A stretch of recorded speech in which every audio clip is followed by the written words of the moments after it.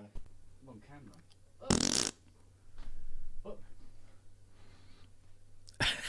Ding, ding, ding, ding, ding, ding, ding.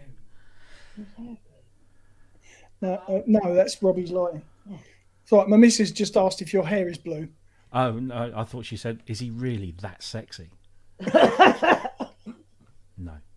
Is my hair blue? No, I've not done it poorly. It's just, I'm not going to try and move my camera because it almost fell down earlier on.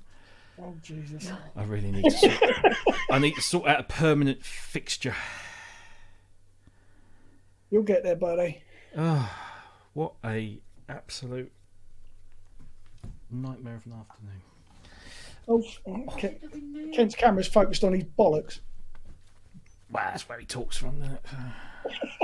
Actually, I'll have you know I talk from my arse. Well, you certainly don't talk through your microphone. What, this thing?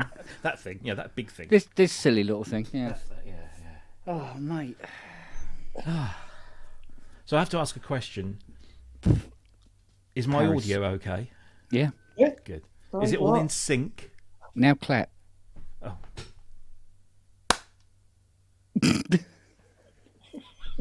It's probably all right on the stream. I'm only asking because I got my new hub today. All right. If I could show you. Thought it was something funny. So I gave this a bloody good workout today, and I literally labelled every USB cable that's going in or out of my computer. Did Right. you it label looks- the label maker?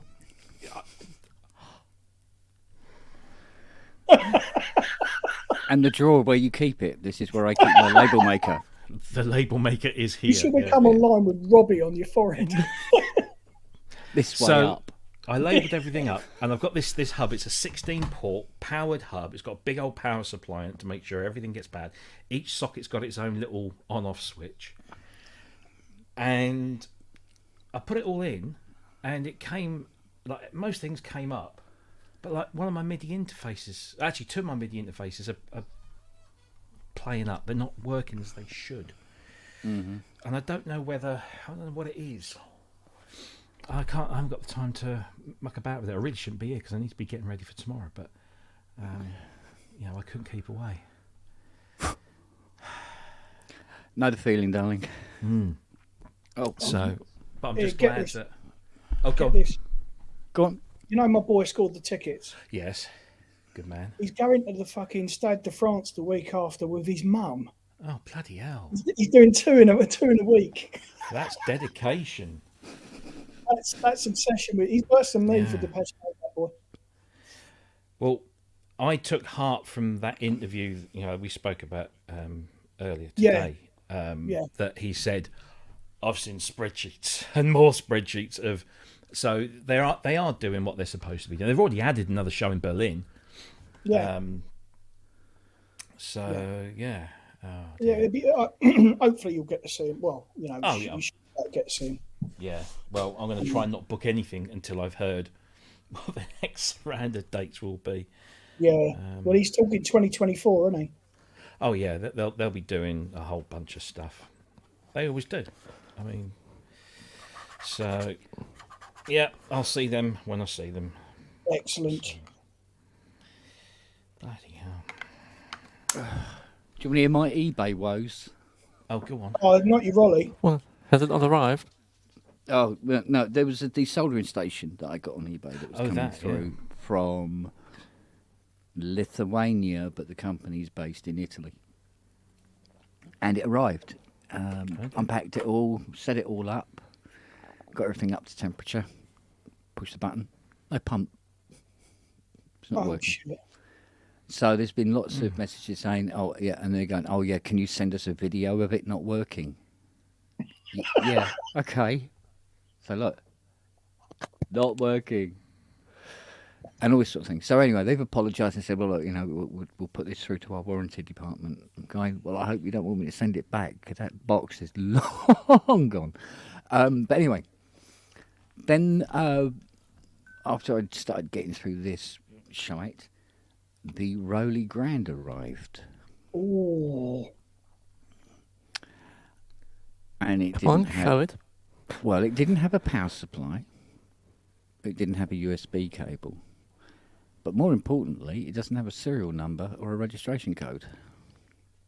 Was it supposed to be a new one? No, but you need the registration code to be able to register it, otherwise you don't get access to the drivers. Oh, It's like just a serial sticker missing, or does it look like it never had one? Well, when you troll through their website, which takes about half a day, you try to work out where everything is, and it says, oh, some Rolly Grands don't have a serial number on the back. Okay. But that's not a problem as long as you enter the 16-digit registration code, which the guy who sent it to me can't find. So there's lots of messages going backwards and forwards from him. He's going to try and find a registration code for it. Because it apparently But why got it do you from need? You have a physical hardware. Why do you need serial number registration? You have the thing in front of you. What are you going to do without having a serial number? Because if you don't register it, you can't get access to dashboard or anything else. The only thing I can access with it is Equator. does he not have a copy of the registration code on his, I'm assuming, Rolly account? No, he said he never registered it.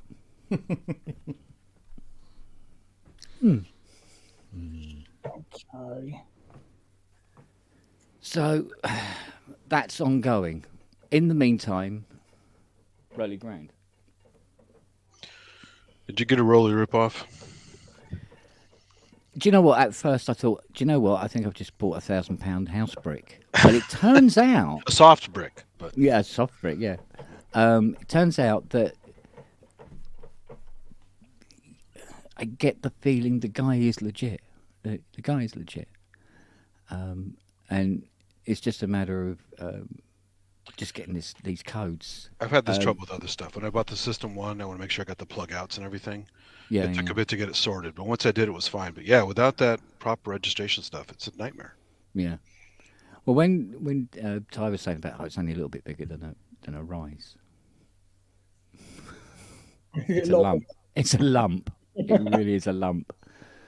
And I'm going, Jesus, where am I putting that? I'm just dropping out. I'm gonna come back in again. Wagyu, just send him a pic of it with your man meat resting on the keys if you have the hardware. Yeah.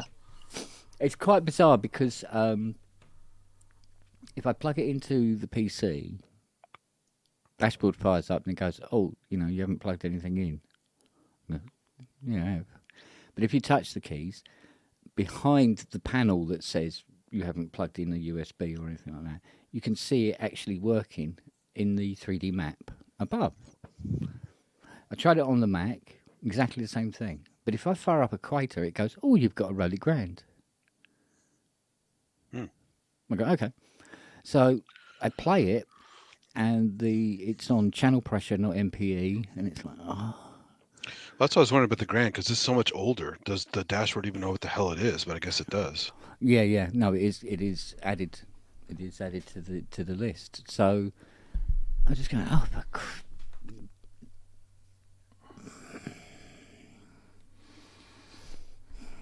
so I even bought some Hoover bags from eBay, and they've arrived, and they're the wrong fucking ones. I don't buy anything off eBay unless I absolutely have to now. Well, you also got to Yeah. get your Cypher 2 thing sorted, right? Yes. Although, no, not Cypher. What was it? Probe. Is it Strobe? Strobe, that was it. Strobe. Yeah. No. Funny enough, during the stupid cockfight that I had with the Rolly website yesterday, I managed to get that all sorted out and get it downloaded and installed. So I don't know why it vanished, but there again. So, but anyway, got it sorted. I go, what else could possibly go wrong now? And I thought, don't tempt fate. You never know. So, I don't know. Fiona's dying today. She's been in bed since 7 o'clock Not well. yesterday. No, Not COVID. don't think so. No, Hope not. don't think it's COVID. If it's a cold, it's mild. The current flu is nasty. I'm still coughing up lung butter. So Yeah. No, she doesn't seem to be. She's not. Oh, she's just heady and she's tired anyway because she doesn't sleep properly. So She's using this to catch up. Mrs.'s mum, dad, and oldest have come down with it. COVID. Oh, really? Yeah. Yeah, and he's in the middle of fucking radio at the moment. So that's really shit. You know, he's been hit with COVID and he's having all that done to him. God. Poor sod. But he's doing all right. He was bright enough yesterday, wasn't he? Yeah. Oh, Yeah. that's something. I think Rob's having problems. He's fettling. He's got that furrowed brow. I think I know what it is. Go on. So my video was a little stuttery. Yeah, it was this end as well. Is it okay now? Yeah. Seems fine. Yeah. Do you want to clap again? No, I don't want the clap. It's not that new hub of yours, is it? Oh shit, no. Well, no. I must say that what I'm at the moment, I'm copying about a terabyte's worth of data across from one drive to the other. They're also connected to the same hub, Yeah, that'll do it all day long. and I think that's it. So what I've now got to do is, and it's fine because I'm figuring all this stuff out. I need to separate. I put all my drives on that one, and I'll put all these little things like cameras and shit on this other one that I've got. And that should. You probably want to mix and match so that you have similar data all the time. If you want to maximize the data to your drives, if they're different sample drives or project drives, you don't want them on the same hub. You want them on different hubs, so they might not like, get different band. Well, depends on the controller in your computer. Well, ultimately, how that will regulate. It's almost a 10-year-old iMac, so it's probably not going to be the best thing in the world. No, that's a good point. Yeah, I'll just. It's like this other thing I'm having with the MIDI hubs. They're not showing up, although it's all a little odd. So I don't know whether it's the hub, or whether it's me, or whether it's my cables, because that's the other thing. Some of the cables might not be up to standard. So, yeah, fettling, but I haven't got time, so I'll just have to do. I'll wait till next week. Hey Ken, if you want a good laugh and see some ragdoll physics in action, check out the video I just posted. There's a little punk at McDonald's spouting off at some guy getting thrown over the counter like a ragdoll. And the guy's yoked. You don't mess around with a guy who's yoked, especially when you're a little guy like a yappy dog, you know? Yeah. Yoked. Just leave the big dog alone. What's yoked? Sorry, I'm not down with the teen speak. It's like a weightlifting term, right? It's just you got big Do I big look arms, like a big weightlifter? lats, big... I only lift one weight, No, he's going to and be that's like my that, gut. Then and whatever. Were you doing that DX7 workout that one time? Remember that? That was a... Yeah, I'll be doing it again in a couple of days. Do you want to see this little Roly? Go on, show us. Come on, whip it out. It's almost solid alley, by the way. Yeah, it looked big on the original video. I remember the launch video of Jordan Whip Rudess. it out. Oh, Oh, That's actually smaller than I thought it would be. Oh man, I don't think Ken thinks that. it's literally solid alley. I guess the original video was the 88 key one. Yeah, that thing's a ironing That's board. big. Yeah.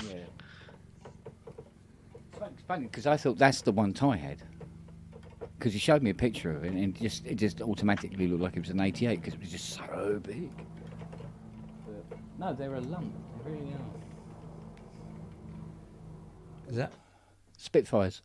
I would say, is that me? Because we normally get like no, that's down here. U.S. Air Force or Army regiment flying over. I mean, the heliport is not too far. So I mean, it is quite common here to have helicopters. Sounded prop. No, that's a double. That was a double heli, Was it really? Oh, God. which is unusual. Mm. I mean, yeah, the heliport is like a 5-minute, 10-minute walk from here. And considering it's the main heliport and the most central in London. Is that birthday girl? It is. Hey! Say hello. Hello. Put your hand over this way a bit. There we go. There you go. Did Lovely you enjoy your birthday? Was it good? Yeah, she had a lovely day. Good. Lovely day. She's got all her new friends with her that she got, so Oh, Nice. she's a happy girl. A happy girl. So yes. excellent. Yeah. So, How old now? how old are you? 9. 9. Good stuff. Growing up fast, aren't you? Yeah. Yeah, you're Not doing well. don't make it too fast. We're trying not to. We're trying to temper it a bit, and we're trying to hold it back a bit. Oh dear me. Right. Oh dear. Couldn't wait to grow up, and then when I got here, it was like, oh. Yeah. Yes, I keep telling her that. It's a trap. It's a trap. Yeah. There you go. How about that?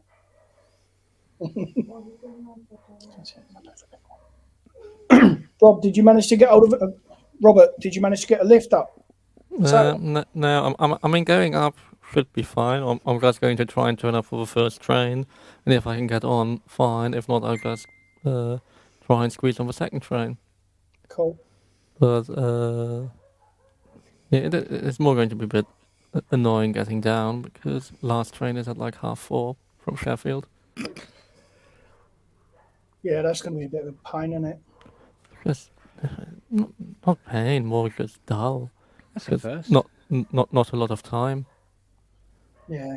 Yeah, it does bite into the day a bit, doesn't it? I just got a notification. The show's starting.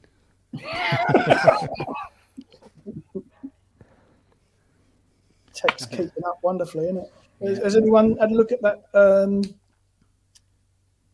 Cherry Audio thing yet? Yes. Are we allowed to talk about that now? We can talk about it now. Yeah. Yeah, because it's probably so now, isn't it? Yeah, they're already posting videos about it, so it's got to be available. Yeah. Oh, I see. Yeah. Yeah. We've had Oh, it a by the few way, weeks I now. did look in my email, and I haven't been sent one. Have you checked your account? My You account. go to your Cherry Audio account, Oh. and it'll be in there. Honestly. Oh. There's no helping some people. I actually didn't see it. I just saw the name. It's about sine waves. Is it additive synth? This It's- is the man that's fixing our sense. I know. I thought it was coming as an email. It's basically sinusoidal waveforms with wave folding and cross modulation. So it's kind of FME, it's kind of wave shapery. Yeah, but it's it's an So it's kind of like a additive. synergy. Yeah, in a way, but it's a lovely Additive thing. sine waves. No, I mean the synergy was 16 high frequency, high quality sine oscillators with distortion that you could then just write your own programmings for and Yes. and use Well, yeah, you can whichever go way you nuts want. with it, but I mean, in its essence, it's just additive waves, right? I mean, No, I mean mainly most synergy sounds are just FM algorithms. or the K5000, K5000, that's a proper additive synth. and very, very complicated.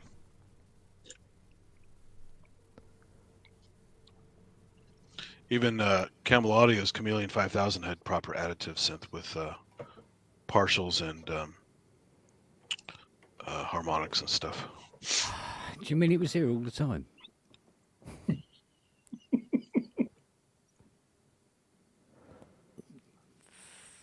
For goodness sake.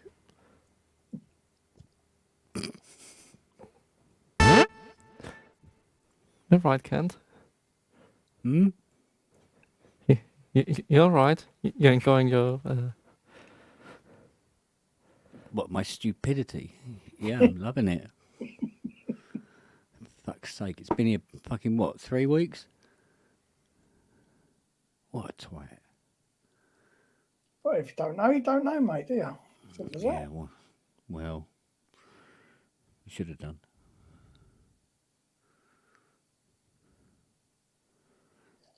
Did a bend, didn't I? Yeah. Well, it's something for you to talk about tomorrow night, isn't it? downloaded it, but haven't tried it yet. Downloaded it, but haven't tried it yet. Aye. Oh, here we go. Let's have a look at this. Always defaults to that.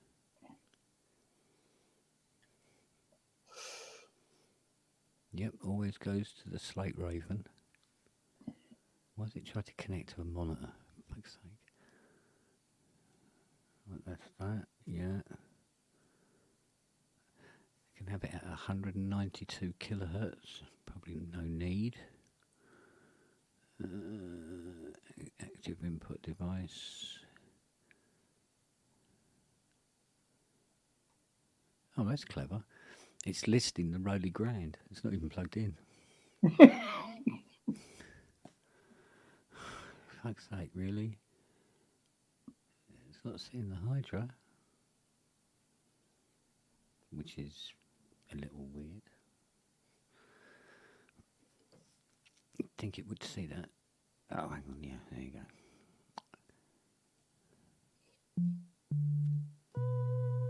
No, that's Hydra. Hang on a second. Let's see what we got here. Right, select a preset. Let's see.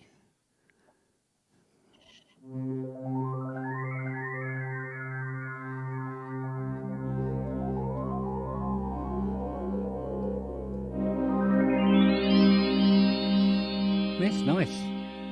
Isn't it? Very sweet.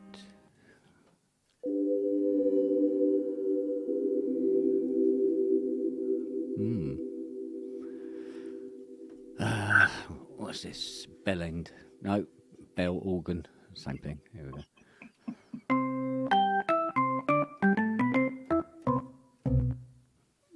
Okay. Yeah, so it seems. Christ almighty, you got enough patches? How many's in there? Oh, hundreds.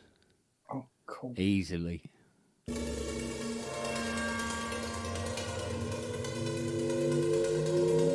One patch.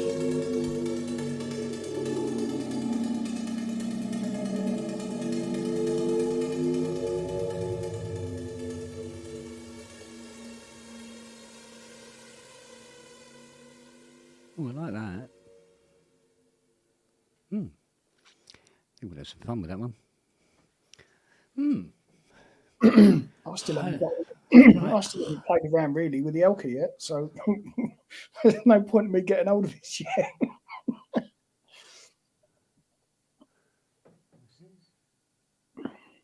There are MPE presets as well. Yeah, hard to say no when it's only $39. So Mm. Yeah, I think this is why there's a lot of software synth manufacturers that are going, "Whoa, get off my lawn," because the pricing is so incredibly keen. But I suppose once it's out there, once they've sort of nailed the product, if they put it at that price, they're going to flog fucking hundreds of them, thousands of them. You know, it's going to be worth it. Yeah, absolutely. But that price is enough to bring in people that were maybe thinking about it, but Well, that price, just go in and get it, you know. Yeah, but it's also going to keep people going back because once they start looking at the catalogue and what they've got, you know, it's certainly got me in on it. So just think of all the people that buy stuff for twice that price and still never use it. at least $39 if you never use it. You've supported the company and it's sitting there if you want it. Yeah, this is true. What have you been up to this week then, Kent? I did a Sensi AKS, a CS50, a Jupiter 6. Nice. What else did I do? Oh, fitted a new computer into a Rhodes Chroma and then watch it not work. Well, what else did I do? There was a few bits.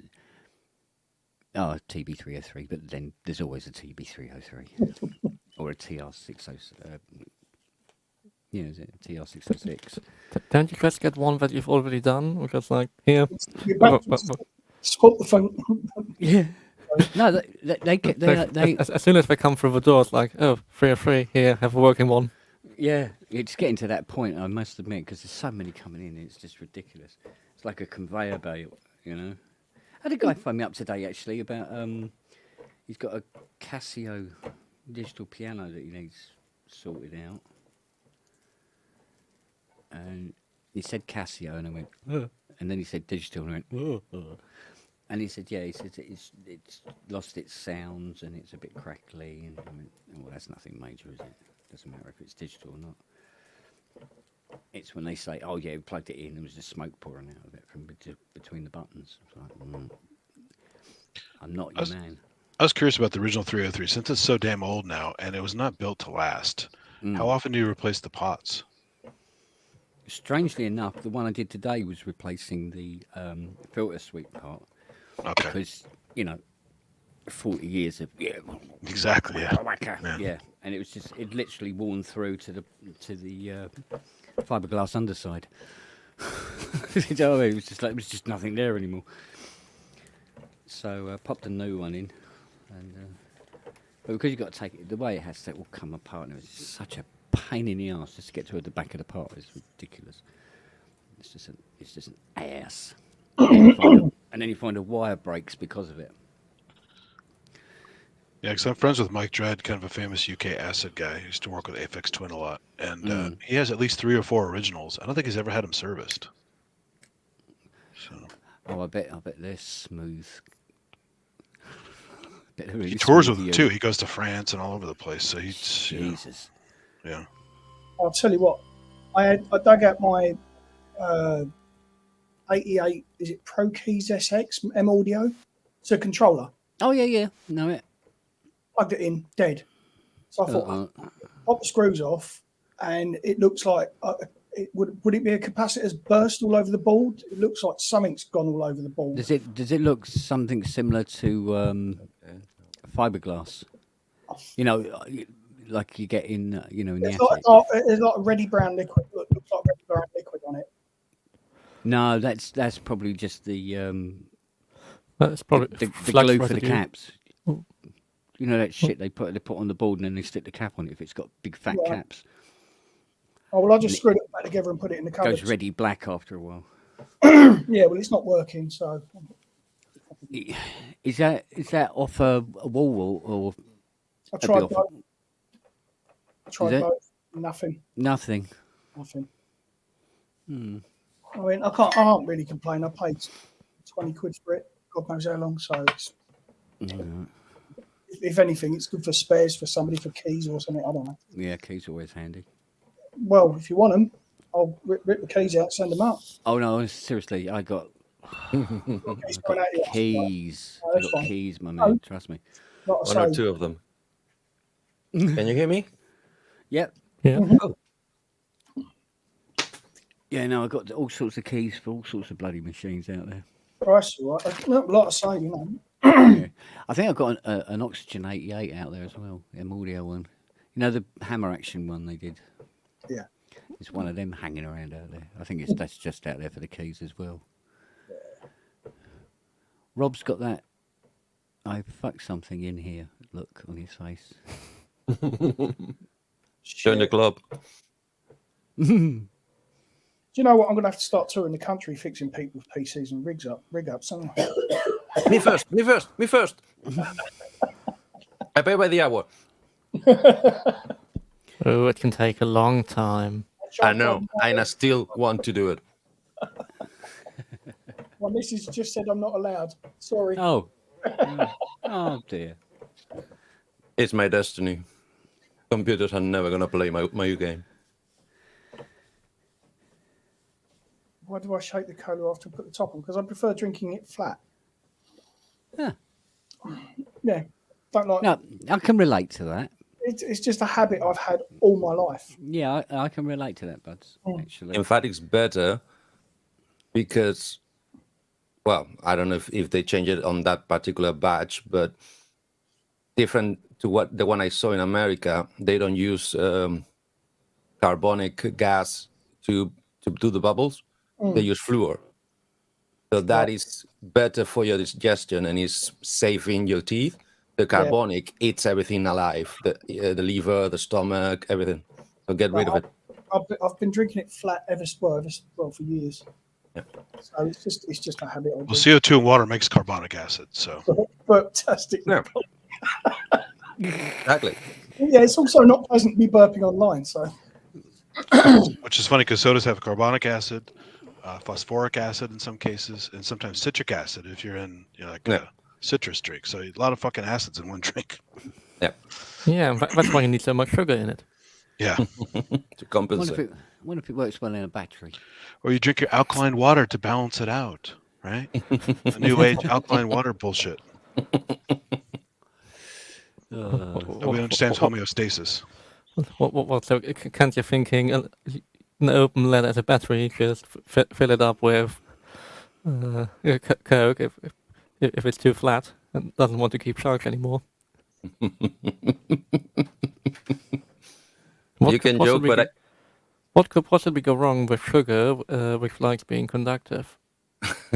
well, you can do say what you want, but I've heard all types of horror stories about cleaning all sorts of electronics with Coca-Cola, like in derusting, almost as good as WD-40. I mean, it is good. It's just the sticky residue you have afterwards. You need to then wipe off. No, you can use the acid, good for derusting, but then afterwards you have to wipe off all the sugar water. Yeah, I know. Unless you like your equipment to be nice and sticky, or if you derust a key with Coke, unless you want your key to be nice and sticky. Talking about nice and sticky. Deseasing a diff as well. It's pretty good. Say what? Deseasing a diff. Cardiff. Hey. What? All What? Cardiff? Differential. Sorry, I still don't understand that word. The big bulby thing between the back wheels that does the driving. You're talking mechanics, that's why. But the term I just know that how your torque is applied. Talking about sticky stuff, I got really shocked because at one point I was working for a company that was doing installation for theaters. When I don't know if everybody does it, but I was told that everybody else in Spain did. When you build a new stage with wood floor and it's been all nice polished and painted and it's basically kind of slippery because it's resin or glue or paint or whatever, you finish it in black or whatever. The way to have it safe, sticky safe, like in not stuck to it, but and slippery, is to get half a can of Coca-Cola in 5 or 7 liters of water on a mop and just wipe the whole stage with it. It works. Crazy, but it works. The amount of sugar you put on the wood makes all the wood flow totally non-slip. It's crazy. Cool. Ken. Yes, dear. The boy came home from school today. He says, we're learning about film scoring and things at school. Hans Zimmer. That was all they were talking about, apparently. He was going, Hans Zimmer is Kent's mate. I went, yes. Yeah. Yeah, so they're actually teaching Hans Zimmer. And he uses synthesizers. Tons of them. Well, bloody loads of them, yeah. Matt? Yes? Are you feeling any better? I'm getting there, thank you. Okay. Because I still would like to have a conversation with you. Yeah, sure. Like in private. Yeah. You can find me on Facebook. Can I? Yes, I'm on there. Can you post in the private chat what should I look for? Yes. Thank you. Please, thank you. Hey, So, Robbie. Yeah, what's going on? It's normal that I have computer issues, but it's not normal that you have computer issues. No, we all have because pretend we don't. Then I you think- you do a better job than me at pretending. I think it's more hub based. I think than it is computer based. Okay. Yeah, USB is a nightmare. Oh, we lost audio again. Very, very. Funny enough. No, can't hear. No, we can hear you. Nope. Did But you? funny enough, that's exactly the same problem I had. My What did you move? everything, nothing. Trace your steps. Just steps, undo everything, redo, undo. By the way, some of the pads in that signs thing are awesome. It's a great program. Yeah, it sounds quite. What? quite You already tested it? Oh yeah, that's why I was muted for a while. I was playing this. It's fucking great. That's what- speed. Well, as No. you were talking about additive synths earlier, I dug out Loom by Air again and have been playing that in the background all the time. Which one is Wow. that? Loom. Loom from Air. Yeah. I think I've tried that one. I was this close to get it, but I botched up on the access code and I lost it. It came. Oh, by the way, synthetic. It came with my Alice's. Fuck. Oh, the Elisa's fuck. That's my favorite. Me too, but that's not the one I want. I found that plugin exhausting. The guitar. Yes. You need a cigarette afterward, right? Yeah. Just escape out of me the guitar. Only one. Just out of breath. Yeah, the only air stuff I use is in the Akai Force. It's really good stuff. To fuck? That too, yeah, sure. There's a No. port for it. You know, it's, I got one. I got the box. I forgot the fucking name of the thing. The guitar. The Alessis guitar. You were talking about two shows ago. the Vortex. The Vortex. The Vortex 2. They're two different ones. Mike's working. The Vortex 2, to my knowledge, only comes in black. No, you get red. I have a red one. A Vortex 2? Yeah.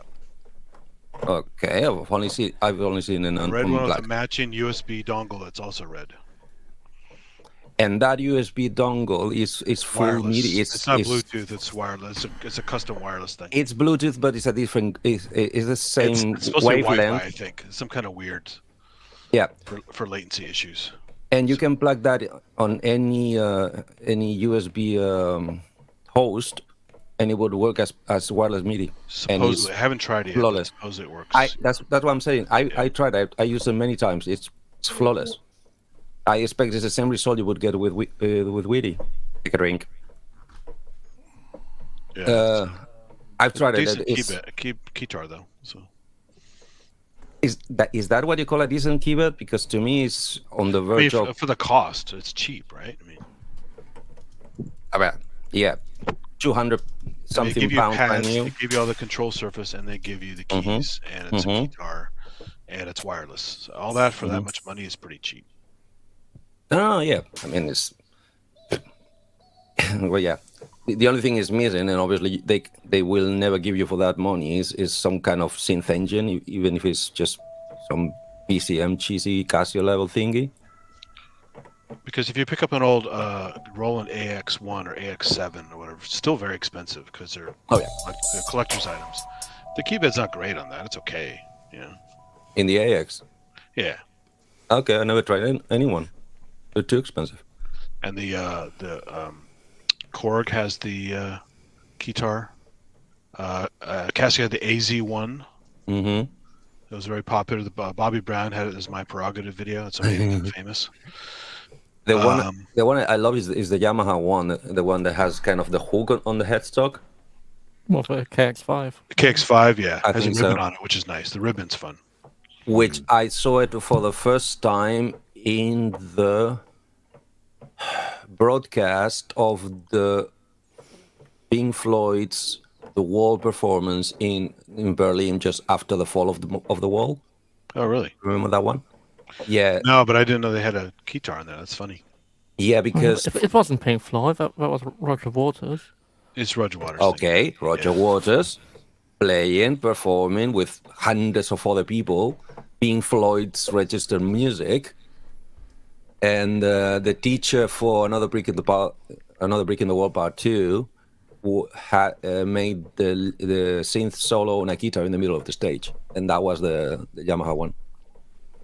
Because I recognize that hook. That hook is unique. Nobody else have done the headstock hook like that one anymore.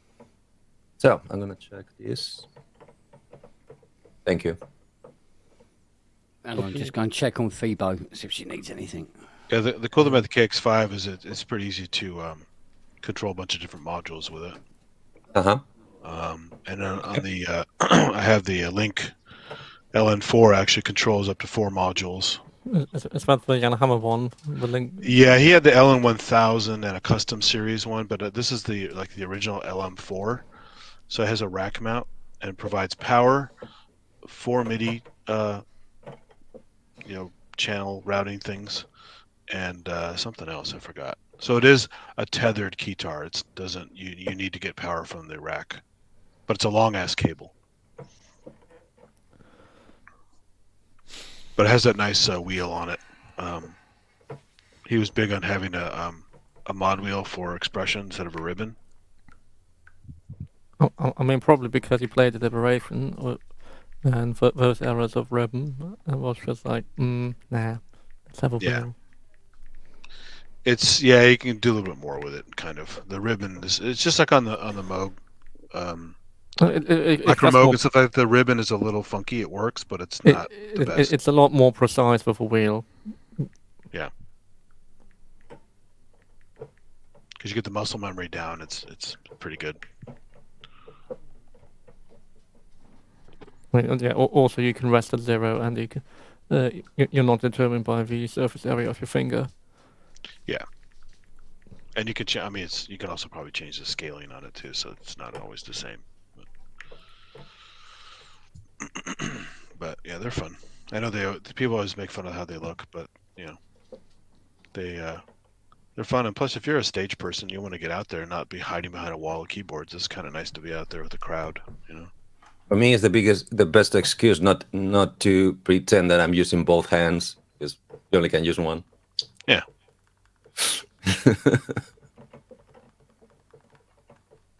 How this guy from Undertones it called it, if you try to play a guitar with both hands, you get dinosaur hands, because it looks like.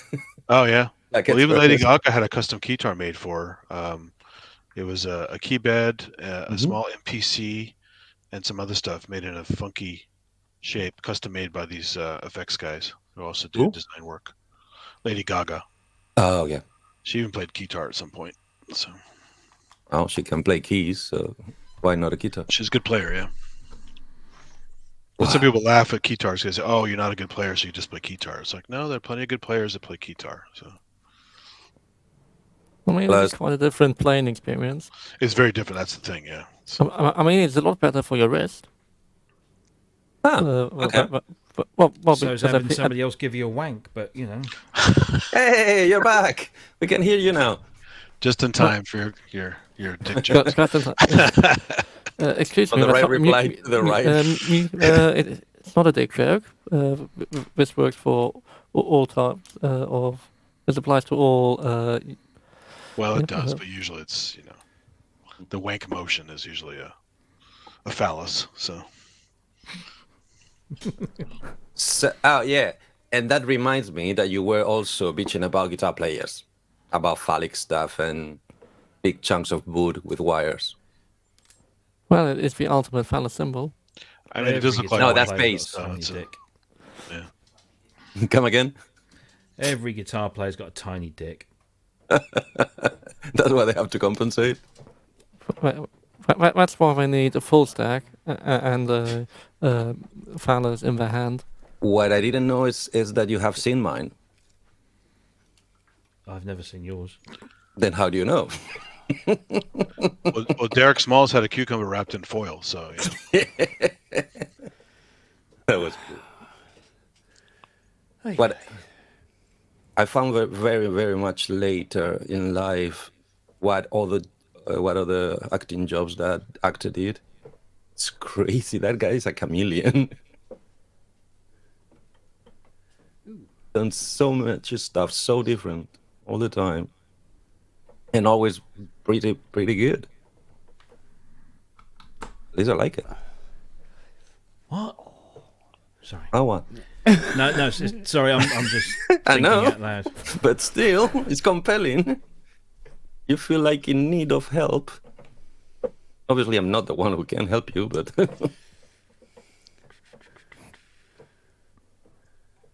so how's it going? Besides of the thing going, okay. Apparently not well. Come again? Apparently not well. But Rob, Yeah.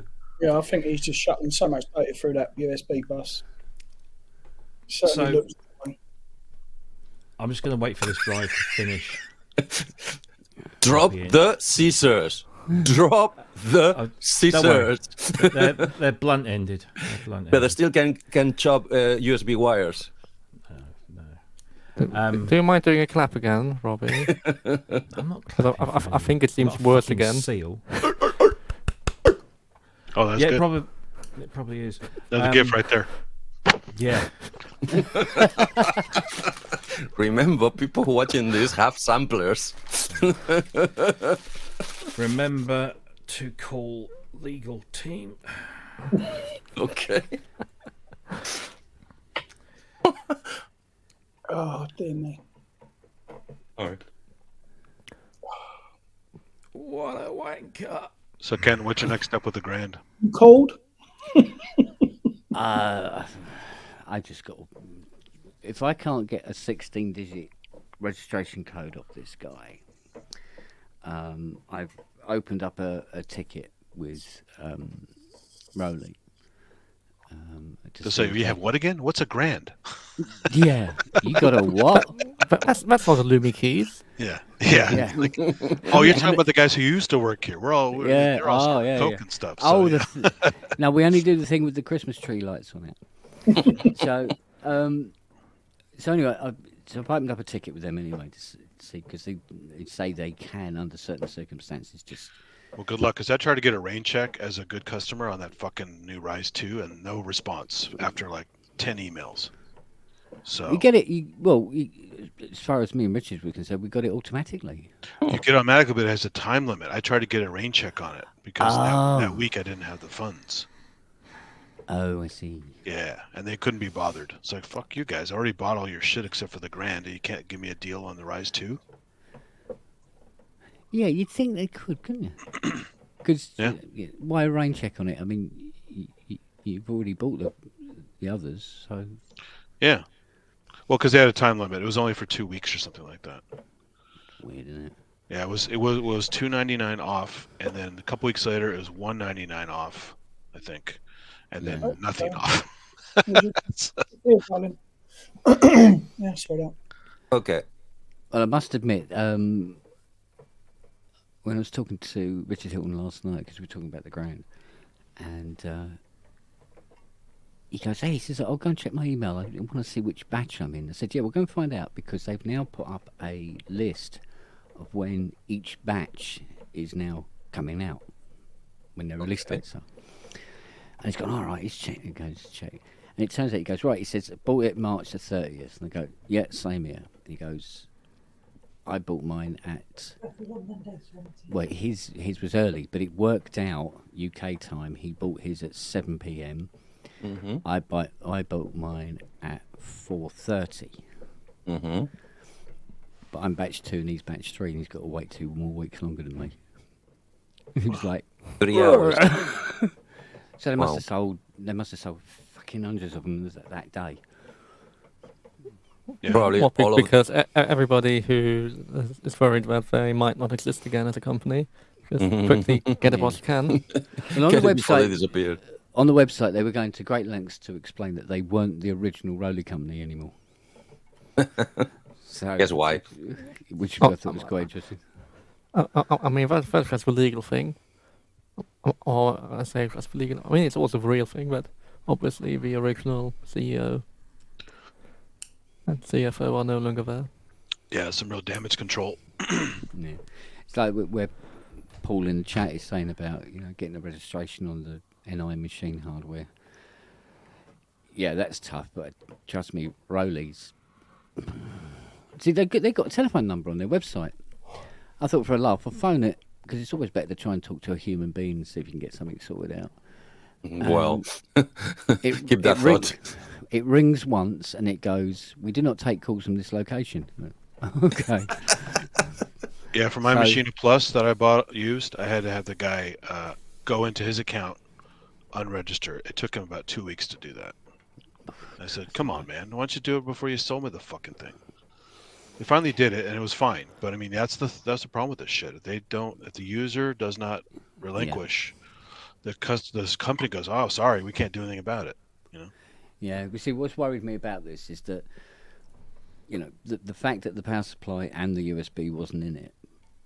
I mean, the power supply is easy enough to get. I had one in stock that I borrowed from the workshop. Yeah, that'll do it. That's the right one. Plug that in. Got it all booted up and everything.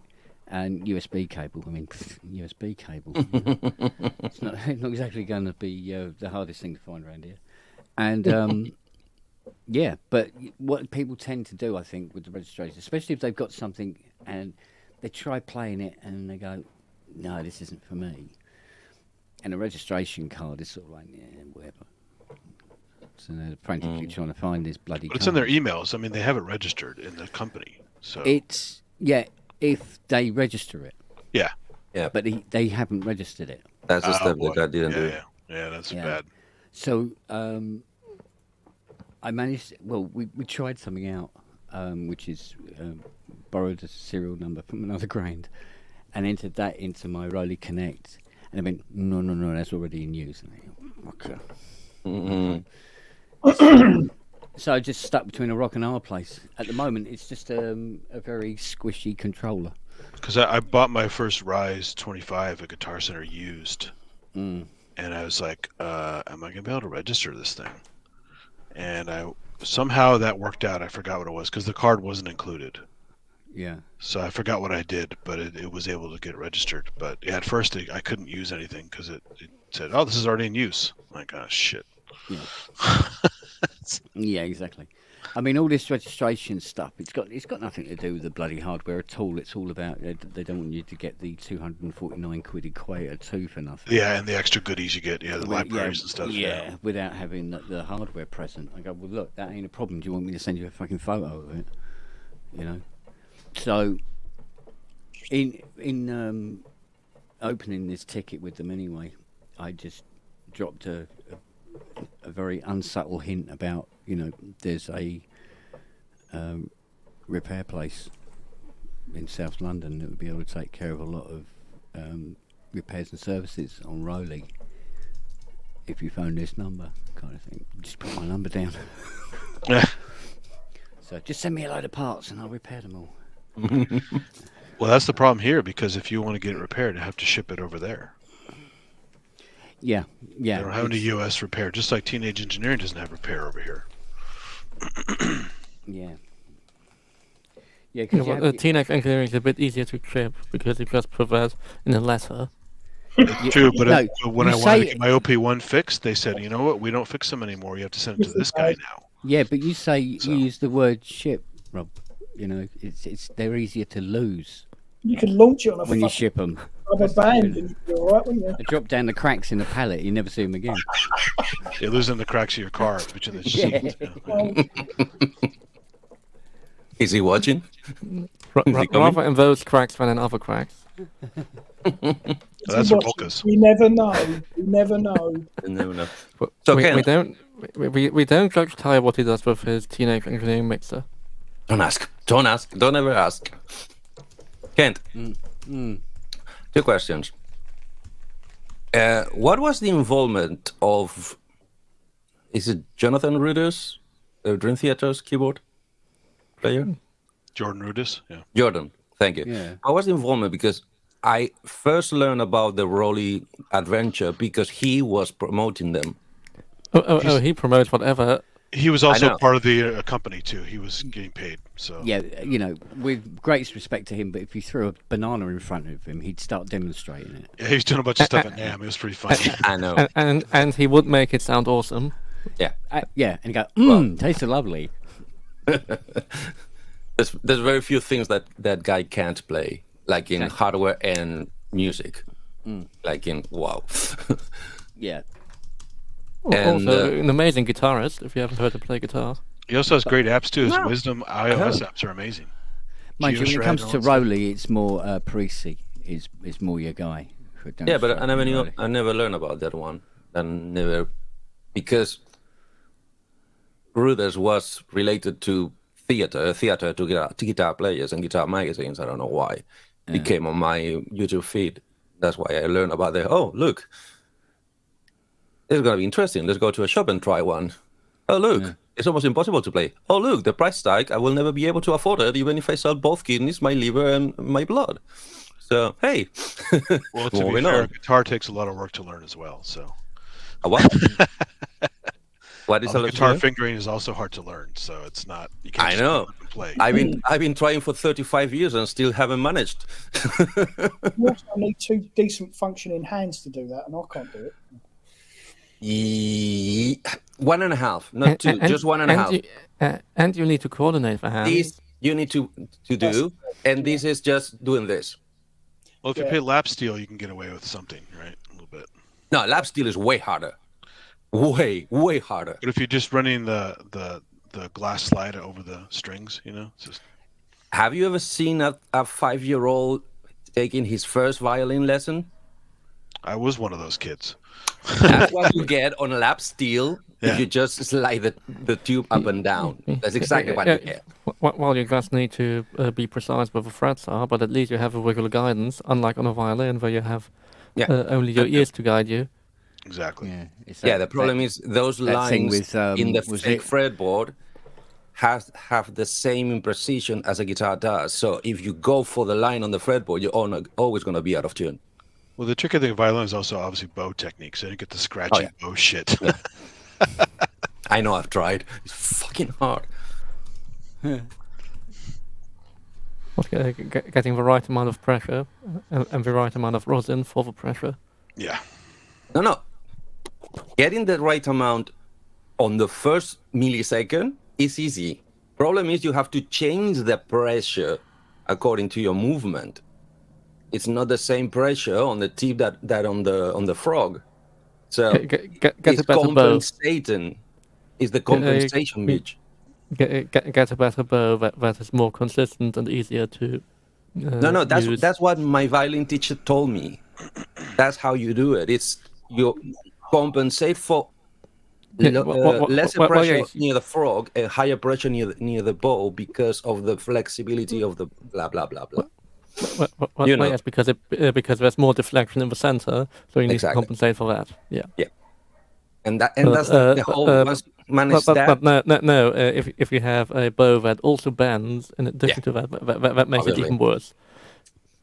Gear always helps. Good gear, like once in a guitar for Facebook page, they would say all these guitar memes.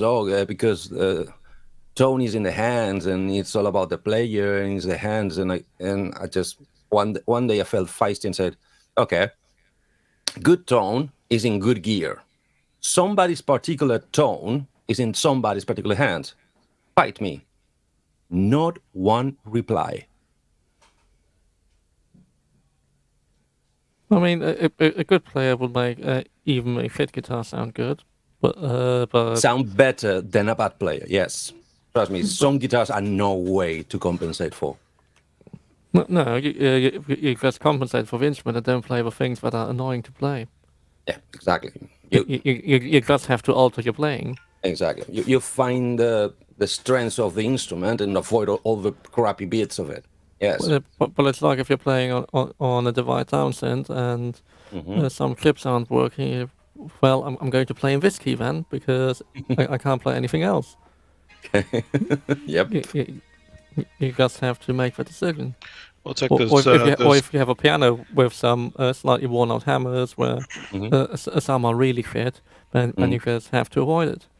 A it's like honky those tonk. guys in Brazil, the poor people making instruments out of garbage dump material, and if they play well, they sound amazing. Yeah, because they do everything by ear. They tune by ear. They build them by ear. They just know how to play. hammer Even them though until they're they playing sound on right. Little garbage, they sound good. Yep. Because they performance. Well, it really impresses me, obviously, because I have this stupid fascination about drummers and percussion players.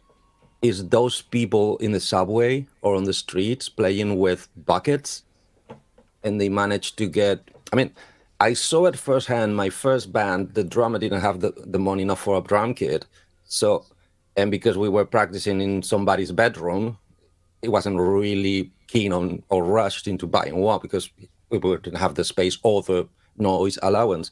So he was playing with a binder inside a plastic carrier bag as a shells, as a hi-hat, a practice pad as a snare drum, and different size Tupperware containers as toms.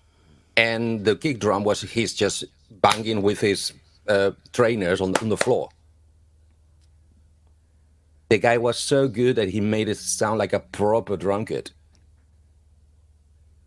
I mean, we didn't know better, but the guy managed to make it sound proper and pass every single practice. It was awesome. It sounded really good. Problem is, Tupperwares tend to break after 3 or 4 hours of practice. The leads break and they crack. Yes. Yeah, Robert is not a happy bunny.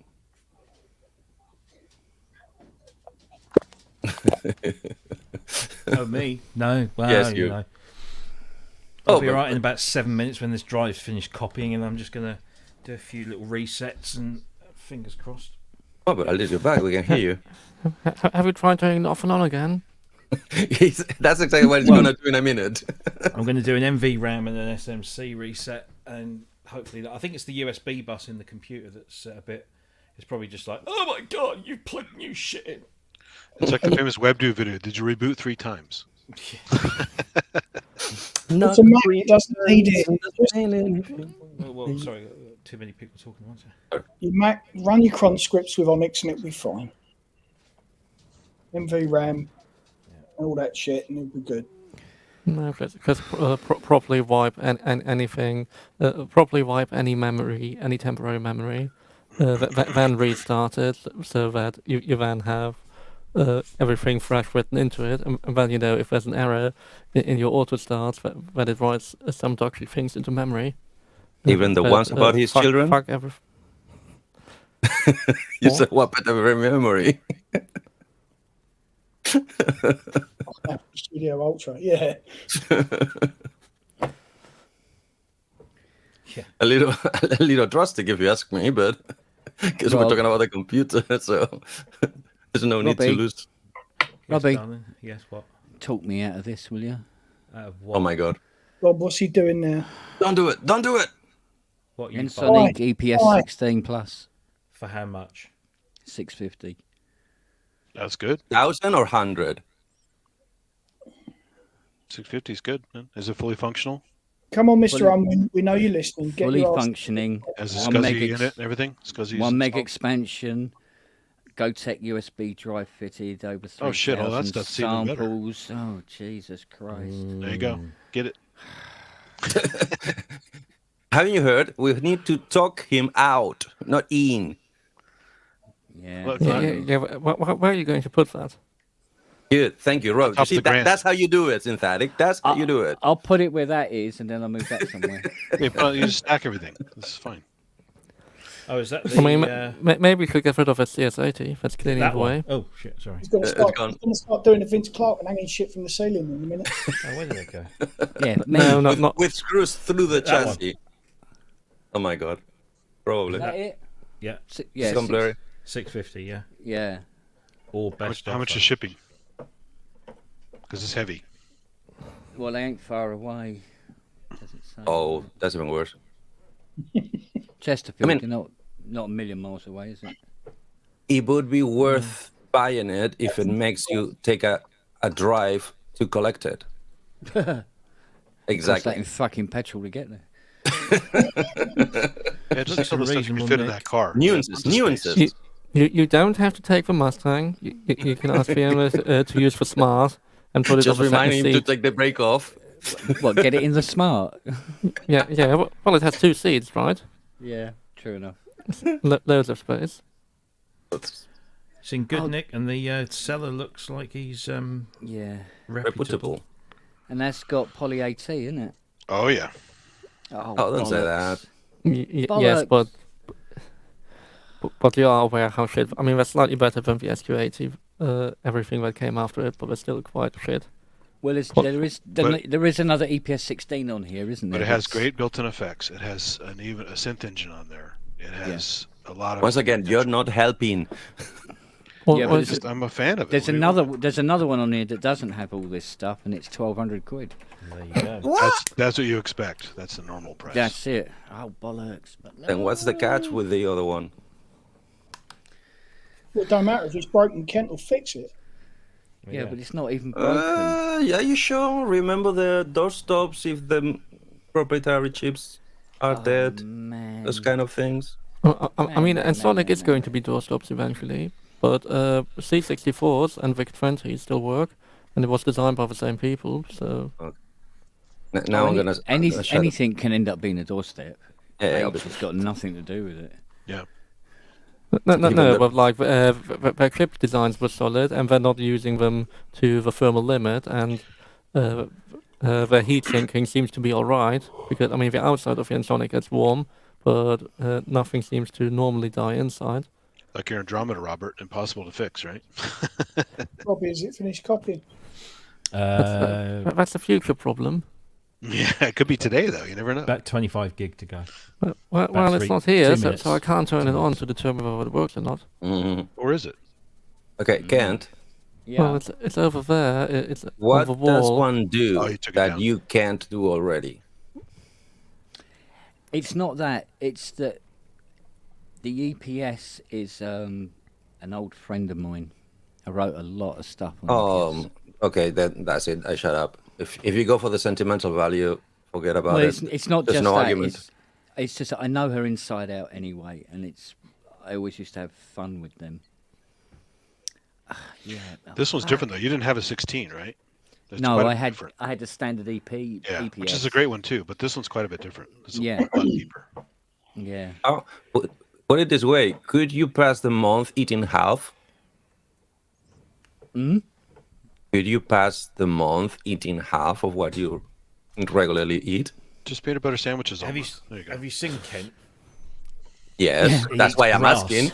To be fair, no, I'm not trying to make out I'm sort of like some fucking super dupe, but I earned this today.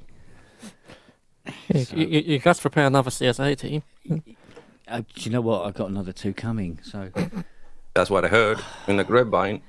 oh, why did I see this? Yeah, what do you even go into? Stop looking Why do you at even have an eBay I account? didn't. I was checking to see if there was a message back about the rise, they do it, and you it see. came up, and it was sitting there going 650. Really? Yeah, those Yeah, those watch lists are eBay. dangerous too. bastards So are watch out for bitches. the watch list. It's very Yeah. bad. Well, it's 19 people watching it. By the way, talking about eBay's watch list, I just learned that it has a maximum.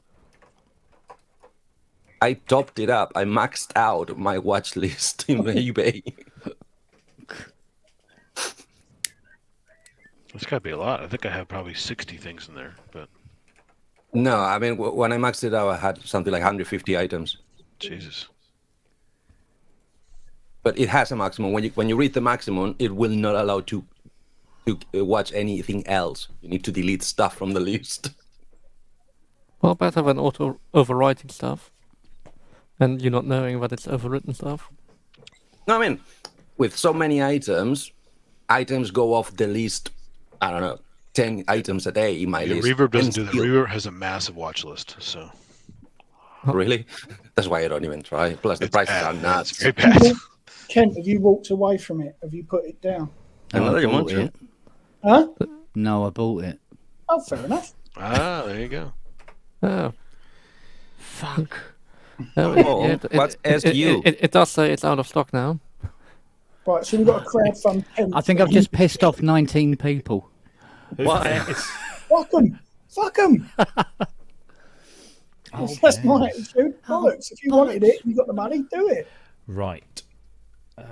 Wrong. Well, the problem is some of the guys who linger, they tend to keep bumping the price, and pretty soon the buy it now goes away, and I hate that shit. Yeah, yeah. So you got to buy it when you see it if you like it. Are you not thinking that the 19 watchers on it are all the people watching the stream? Yeah. That happens to be 19 people. There were only 4 watching it when he started. Bollocks. You wanted it. Yeah, I know. That's what drew me in. Fucking eBay knew I wanted one. So that's my pitch. I won't sell. Talking about that. I won't sell anything on eBay, and I want to start out in most of my keyboards, and I won't sell them on eBay, so I don't know how I'm going to get rid of them. Reverb. Stream music, Vimeo. Reverb's good. I use it all the time. What is Reverb. Reverb? Okay, If not, Peter Forrest with Vimeo. but Yeah, then he's doing another one. it's transporting the bloody things because no bugger will No, move it. normally you can get him to pick the stuff up on his van round. I wouldn't rely on that too much this time because he's just got Yeah, out of yes, hospital. not this time because he hasn't quite recovered yet, has he? Well, like I say, all I want is if I can get away with keeping my virus, I will. But if I have to get rid of it to get the Roland I want, I'll house it. Which virus? Mm. It's Indigo 2. I really don't want to get rid of it because I love that bloody thing, but I just want to reduce everything back. I've got so much crap I don't use, and I want to have stuff that I'm going to use.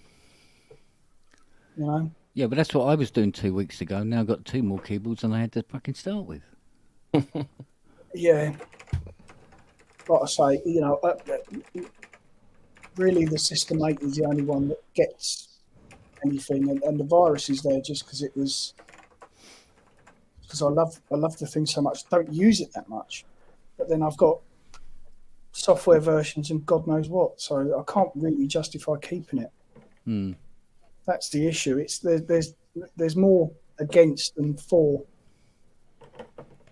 and like I say, I just want to declutter and make a bit of space and just a bit more room in there, because most of the stuff that I use now is sitting in the computer. It's that's the problem.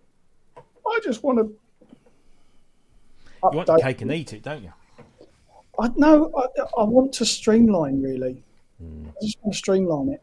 Indigo's a class. You should keep the Indigo. If I can keep it, I will.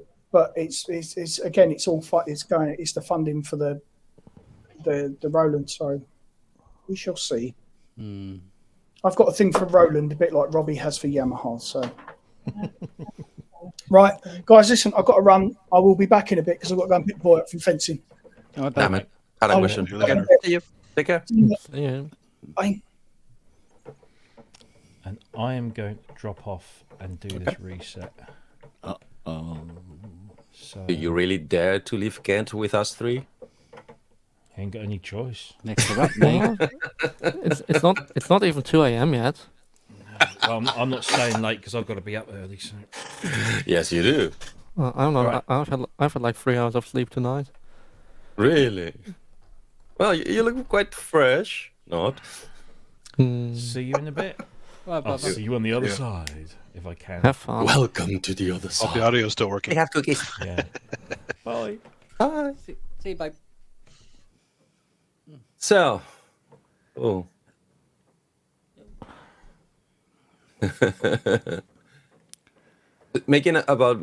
talking about making space. Why don't you hang the guitar on the wall? Yeah, I could do. I should get Hands to wear it. It's a little too heavy for him. I don't think it's fit enough. No, but like with the Ensoniq, you want to be able to access it because it's so quick to use on the Yeah. front panel. I will figure out something. I will. Yeah, it's not small, so you got to find a good place for it. Yeah. I put it below the CS80. Below, if any above. Just squat on the ground to play it. I'm trying to Would have think. had the first one. I think I've got a load of my original EPS library knocking around still. Oh my god. What I can on hear floppies the or cache machine. or on hard drives? Very floppy. Very floppy. No, wait, no, you mean not floppy, floppy, not floppy. Yeah. Non-floppy floppies. Because You said it already had the Go Tech in it. yeah, it's got a GoTech in it anyway. That's yeah. nice. And it's Save some money there. I think there's a USB upgrade on the back and all. Because if it didn't, that has a cartridge too, doesn't it? I forgot if that has a cartridge or not. No, I don't think so. It doesn't. Oh yes, right? well there was a memory expansion cartridge that went on the back, wasn't there? Yeah. Yeah, that's got the 1 meg one on the back. So I have that on mine. I have the memory cartridge thingy. Yeah, because I remember when we got the EPS, Richard went out and bought the expansion for it, which was a further half meg, and it was $2,000. It's like a pass-through SCSI thing, right? Some kind of weird. Yes, yeah, Yeah. some weirdo thing like that. Yeah, and it was an extra $2,000 for this fucking expansion on the back. Yeah. But no, I love the sequencer in it. Flick around and do shit with that. They're so quick to use with sequencer, Sonic Yeah. sequencers. And that chain pattern thing you could set up and all that sort of thing, you know. And the fluorescent displays are great. It's just really nice. Yeah, yeah. It was one of But my. they just get really warm. That's the only thing. Yeah. The fluorescent display gets really hot, and the heatsink at the back gets really hot. I'm trying to But think most what of the hap- electronics are fine. What happened to that EPS? Oh yes, my dear old dog Larry, little Jack Russell. He was locked in my bedroom and he pissed on it. Oh. I didn't know he'd pissed on it, and when I came upstairs to use it later that day when I got in, turned it on, it just went psst, and that was the end of that. Never to work again. Really? Well, the D50 I bought from this guy apparently had ice cream melted on one of the circuit boards. Ouch. And he didn't know it. I'm like, come on, dude. Your kid's got ice cream in there. You could probably wipe the case, never bother to look inside. And then years later, etched away at the circuit board. Yeah. So, Talking about sugar and electronics. Yeah, the sugar will sort that out. luckily the board, they had a replacement board locally. It was not too bad. So it's like Yeah. $200, I think, to fix it. Yeah, but this, I mean, when Larry peed on this, this was back in the day when getting just one chip replaced in one of those things was going to cost us 850 quid from London Sim Centre. So, because I mean, I remember at my Mirage had an issue, and it had to go to London Sim Centre. They had it, I think it was 4.5 months, and they charged 850 quid. Mm-hmm. And then when I became more electronically aware, shall we say, I dug it out and thought, oh, I wonder, because something else had gone on it by then, and I thought, I'll go and have a look and see what's wrong with it. So I took it all apart and was going through it. And I went, oh, I wonder what the repair was they did to this. And I flipped it over, and one chip had been replaced. And when I turned it back over, it was a TLO 84, which is what a quad op amp costs about 23p. That's it. That's all they'd done to it. Fucker.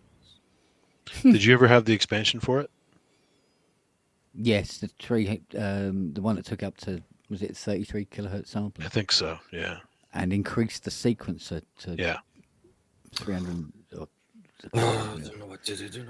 But yeah, increased the sequencer size, which was, unless you were going to have it in sort of like song mode, really, because you couldn't really loop it because you had to stop it at precisely the right time.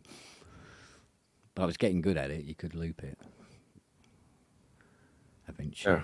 You maybe have to play it in 12 or 13 times.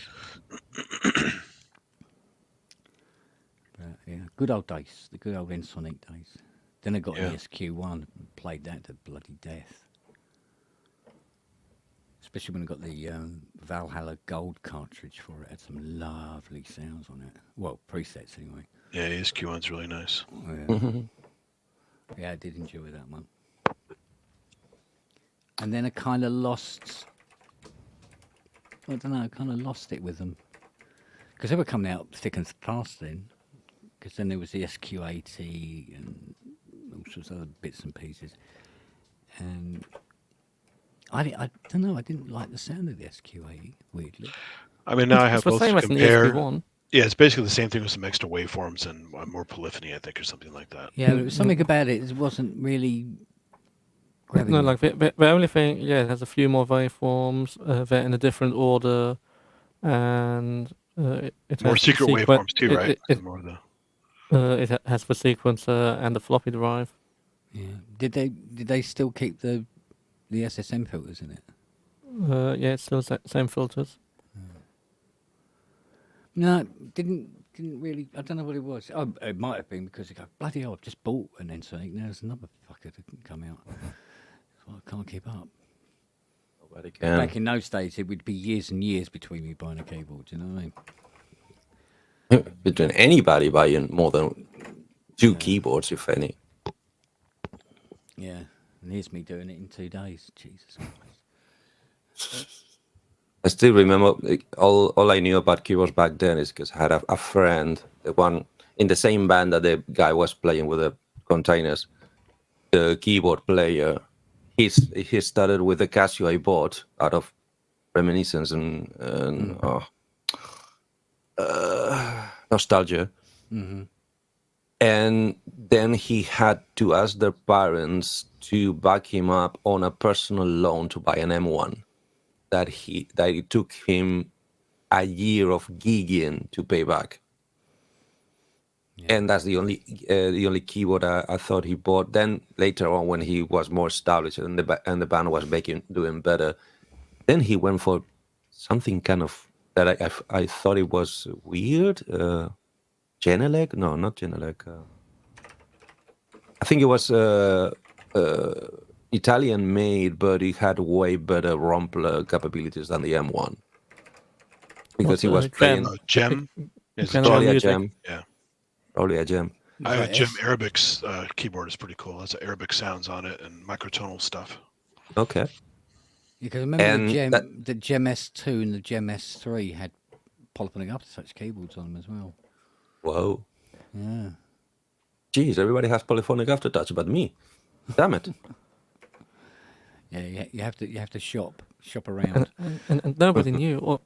Or the best poly aftertouch keyboards are was it Roland A8? A88 or A? Yeah. A80. Yep. Where I fucked it up, where the poly aftertouch is 2 octaves out of sync with the keyboard information. so it's basically useless. Yeah. So you need to put a MIDI processor after it to then shift it back down. Shift it back down, yeah. Well, every Roland sound module can transpose. So basically, the keyboard does one botched job, and the controller puts it back together. No. Well, normally, if you were to do a transpose, you would assume that it would also transpose polyphonic aftertouch data. I mean, if it weren't, then it would be also quite useless. But yeah, I mean, also the first Roland, I mean, you need to tap dance on them if you want to have a chance of activating the aftertouch. Yes. Okay. Just because one comment on the public chat many comments ago, talking about the new plugin from Cherry Audio. Apparently, it does polyphonic MIDI expression.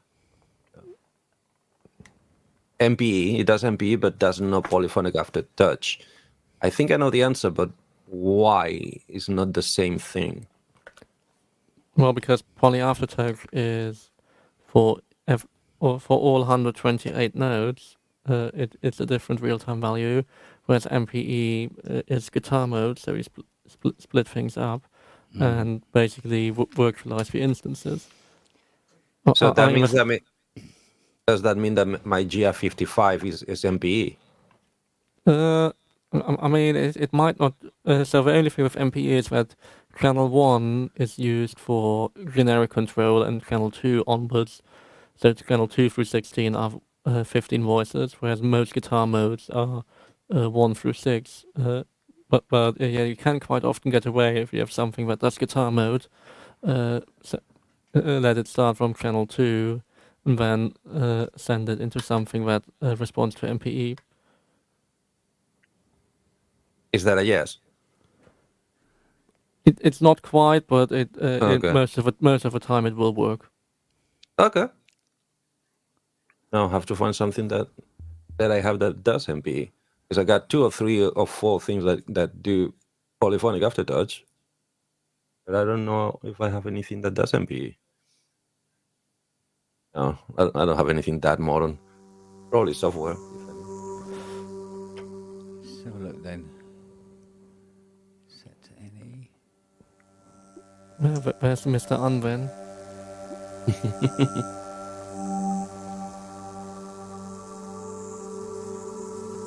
Oh. Okay. Mono Kent. aftertouch. Mono aftertouch. By the looks of things here. Yeah, Kent wants somebody wants the link, please. Awesome. Shut up.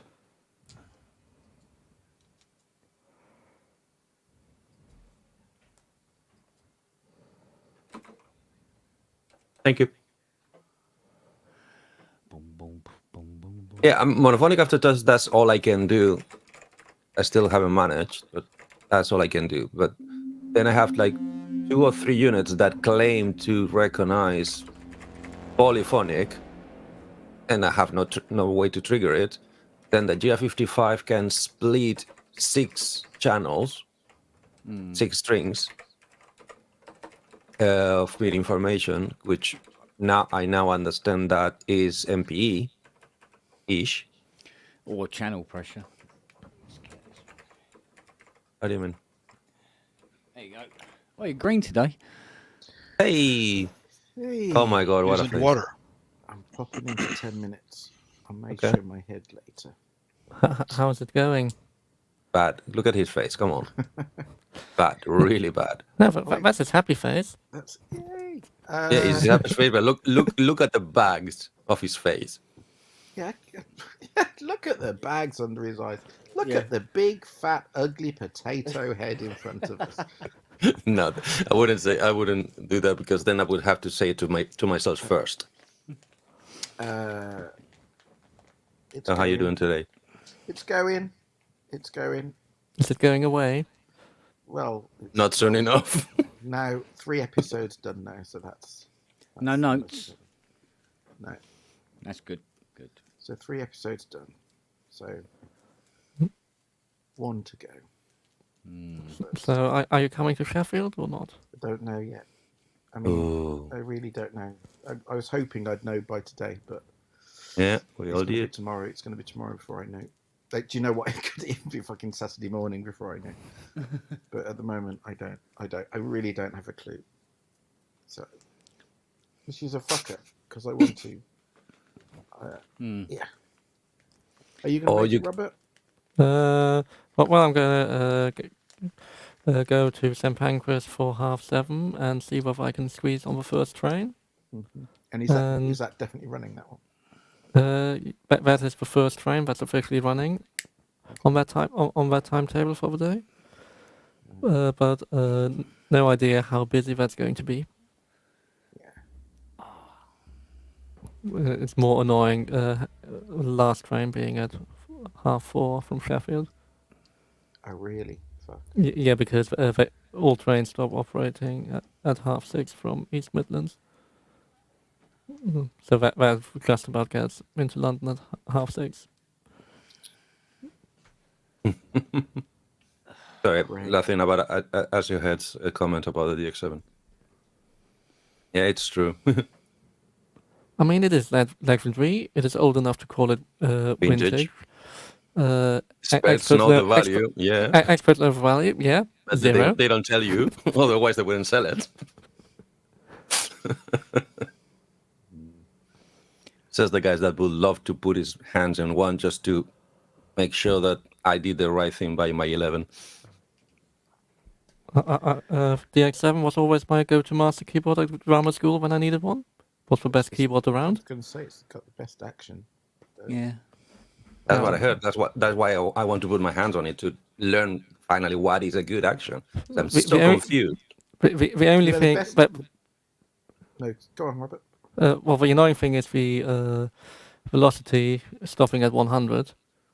Really? So yeah, So when I was writing music for a show, I just put in Cubase in the input MIDI processor a multiplier by 1.27 to get the velocity scaled properly.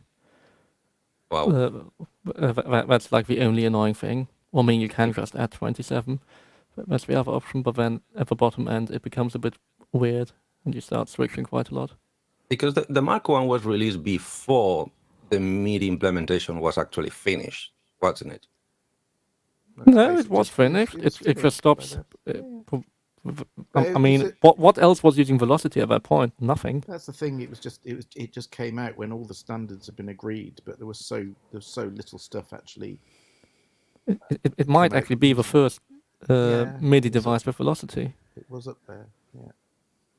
Because the first MIDI device was the sequential one, right? Prophet 600 and Jupiter 6. Rather. Okay. The best action, the best synth action out there from back in the day was I think it's the Fartar action, but it was the one used by the Kawai K5000, and it's the same action as on the EMU E4K. Do you remember the E4K, the keyboard version of the sound? Is that not a Matsushita? I don't know what it is. I don't know what the action is. Maybe it's not Fartar. Maybe, but all I know is it's the same. If it was Yamaha in the 80s, it's very, very likely it was made in-house made. No, it wasn't Yamaha. It's Kawai. No, it's Kawai, but I mean, your options are for late 80s Matsushita or Fartar. All I know is it was the absolute best action from a synth point of view. It was okay. Just so I get the range, because I don't have anything to. I don't think we have any keyboard in common that you have tried and I have tried, so we can agree what's the level. How close have you ever tried the Korg Trinity? Korg Trinity? Yes. The V3 or the original one? I got a V1. Yeah. All beefed out, but V1. Yeah, I mean that's quite a nice action.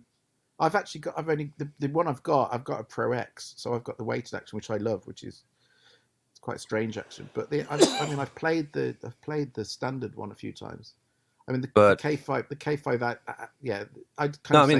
that's the DX7.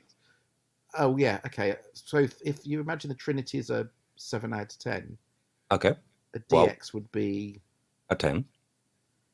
No, DX had not been 9 out of 10, and then the K5000, the E4K would be a 10 out of 10. But the thing is with all of this stuff with actions, it's so personal. So E4K was a Fartar TP8S. Okay. The Trinity and the DX are the same keyboard. That's what I've been told. Say that again, Ken. The Trinity and the DX are the same keyboard. Are they? Quite possible. I was told. But that and the M1. Yeah. But okay.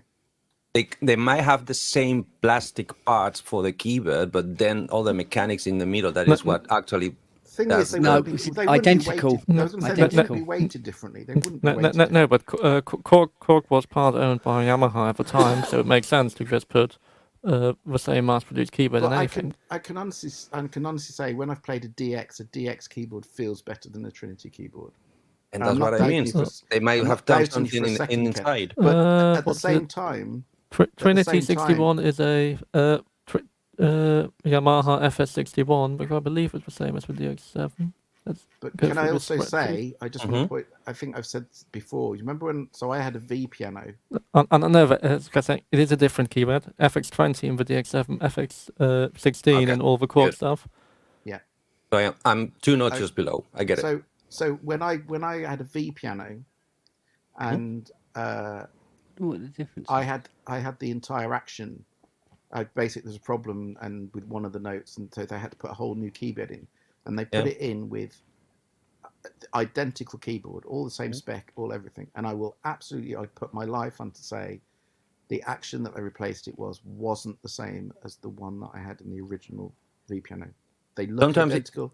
The spec was identical. Sometimes it only takes to screw it a little looser to get the whole thing with a different feeling because it's a little more spongy. Well, I mean, it's wood, that one, isn't it, for Yeah, VPNO? it is wood on the Yeah, and then it has the fancy plastic that makes it feel like ivory at the top. That's it. That's the one. But both of them were identical beds. It was replaced like for like. But I tell you, they didn't. They They felt don't different. feel the same. I mean, what do you expect from something that's made of natural material? Do you know what? Good point. Good point. But Yeah, there's no pieces of wood the same. I mean, play 5 Yamaha U3s that are next to each other in the showroom, and there's nothing alike between them. I know. Oh, I did that when I chose my piano.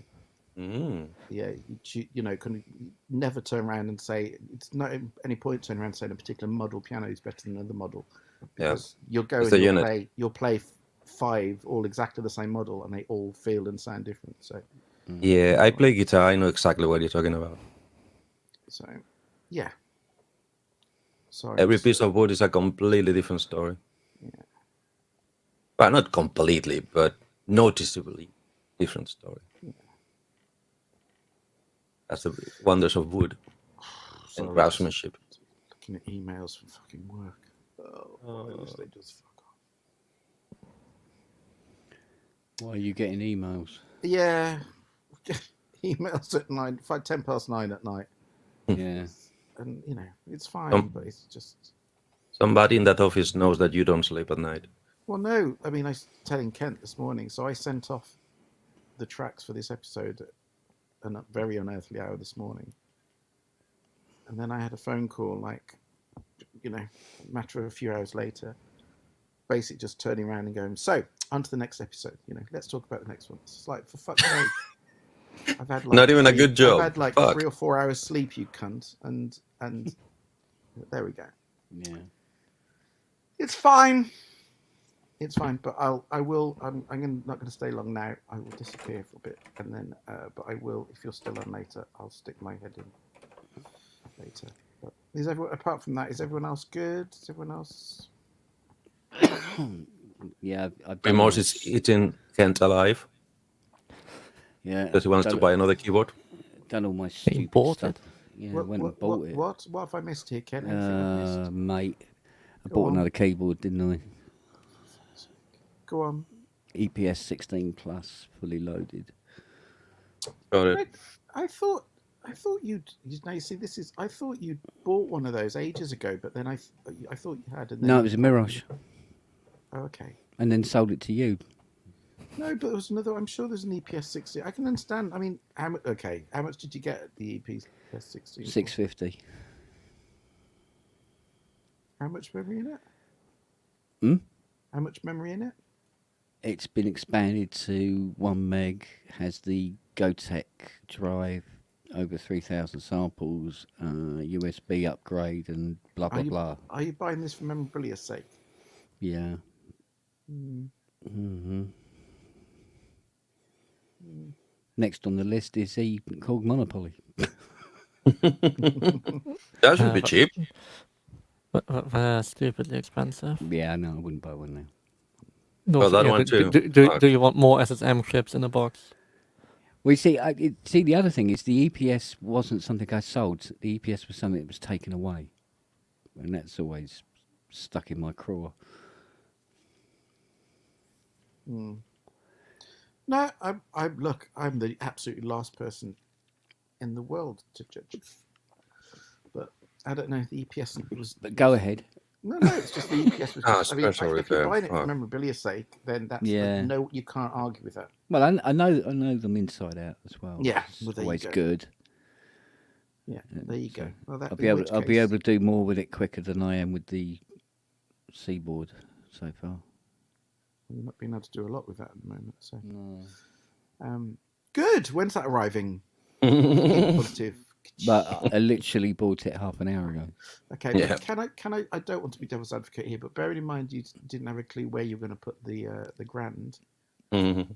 So where are you going to put the EPS? Well, that's the challenge, and Okay, so what's I gonna faced go? the challenge. So what's going to go? I don't know. It might... See, that 80's going at some point. So there's room for another rack. That isn't is, there? it is going to go at some point, but Yeah. it's not going to go within the next week, unless Kevin wants it back within the next week. Yeah, but I could sort of like put it into storage or something like that because I don't really play that often. I must admit, and it is a great big lump. I could put some Yeah, other but it's stuff- gonna feel alone. But it's a great big. It's an ATB replaced with. Just think, listen to yourself for a minute, Ken. It's, Yeah, I know. It's an Yeah, I know. ATB replaced with an EPS 16. I know. I know. For fuck's sake. I might be. I tell you what. I can mount it underneath the complete control. Ah. On a stand underneath the complete control. Okay. Although that's technically where I wanted the seaboard to go. Oh, hang on. Yeah, Okay, maybe, one issue at a time, one spot at a time. yeah, maybe we can have it just popping out from under the 80 on a cross stand. Okay. Maybe do that. We'll see. Good.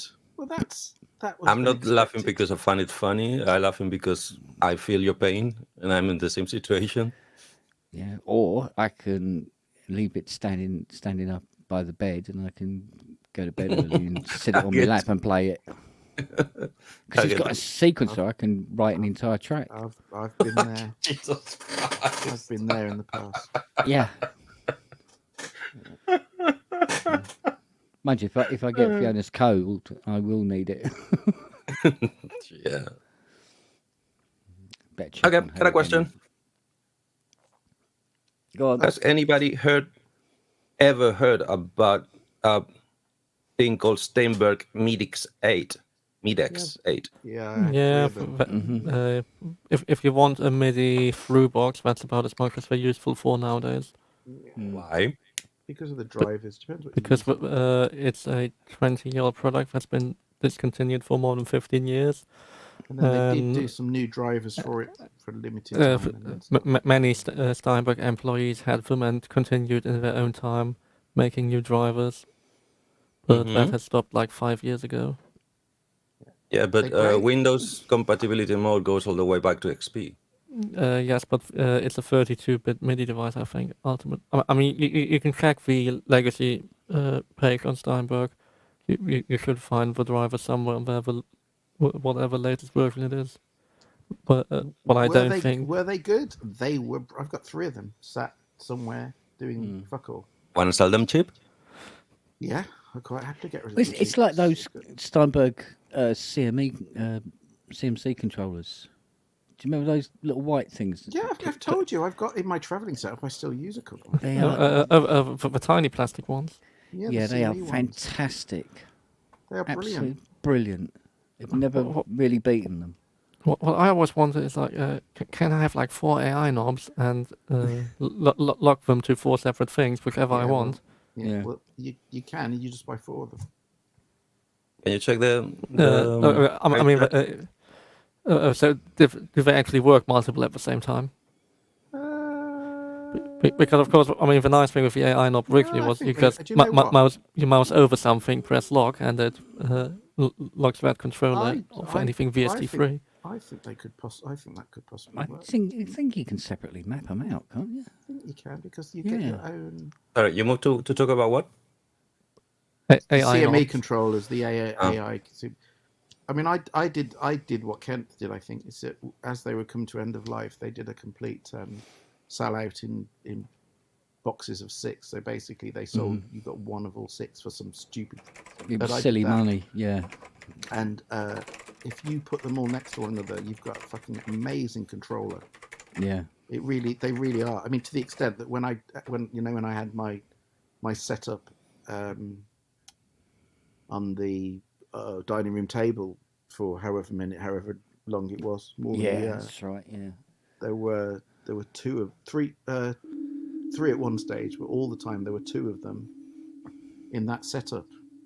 And at the same time, I also had the console 1 and console 1 fader along with it, and it was just amazing setup. Yeah.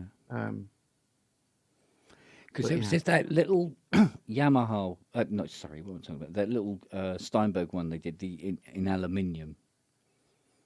Do you remember that one? One for CC 1-to-1. Yeah, I think it was. Yeah, The one with the fader, the EQ knobs, and then an Yeah, knob. I never had that. yeah, that was pretty cool. I But, must admit. I I'll mean, tell you what, that's now with console one. You're sort of that's the closest Yeah, anything ever came to it before.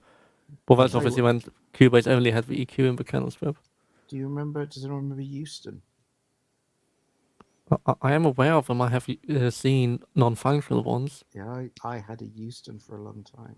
oh, Everyone else went for Mackie controls, and yeah. I went down the Euston patch, and they were very strange things. If you've never seen, Steinberg Houston controller. Who made them for them?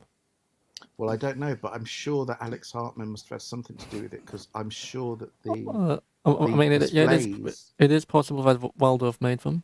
I'm sure the displays. Hey Matt, the Oh, yeah. displays were the same as on the Neuron, Oh, you made me move. and It was spare displays. yeah. That was Houston was. I mean, it was great when it worked, but it was so buggy. It was yeah. Anyway, look, I'm gonna. Sorry, again, I always feel bad when I do that.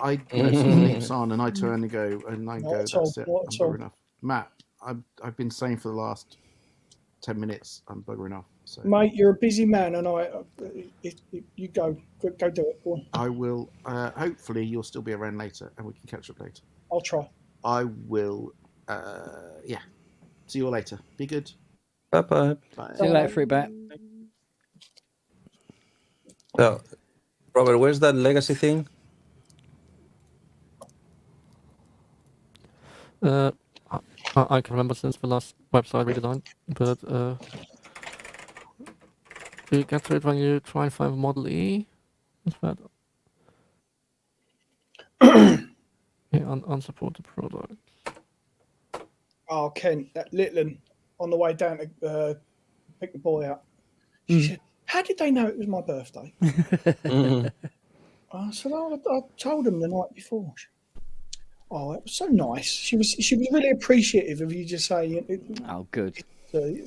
Oh. Hey, Rob. Hello. I can hear you. How we doing, buddy? Not great. Go on. Oh, Well- happy bunny. I think I might have strengthened my own case to switch everything to the MacBook Pro.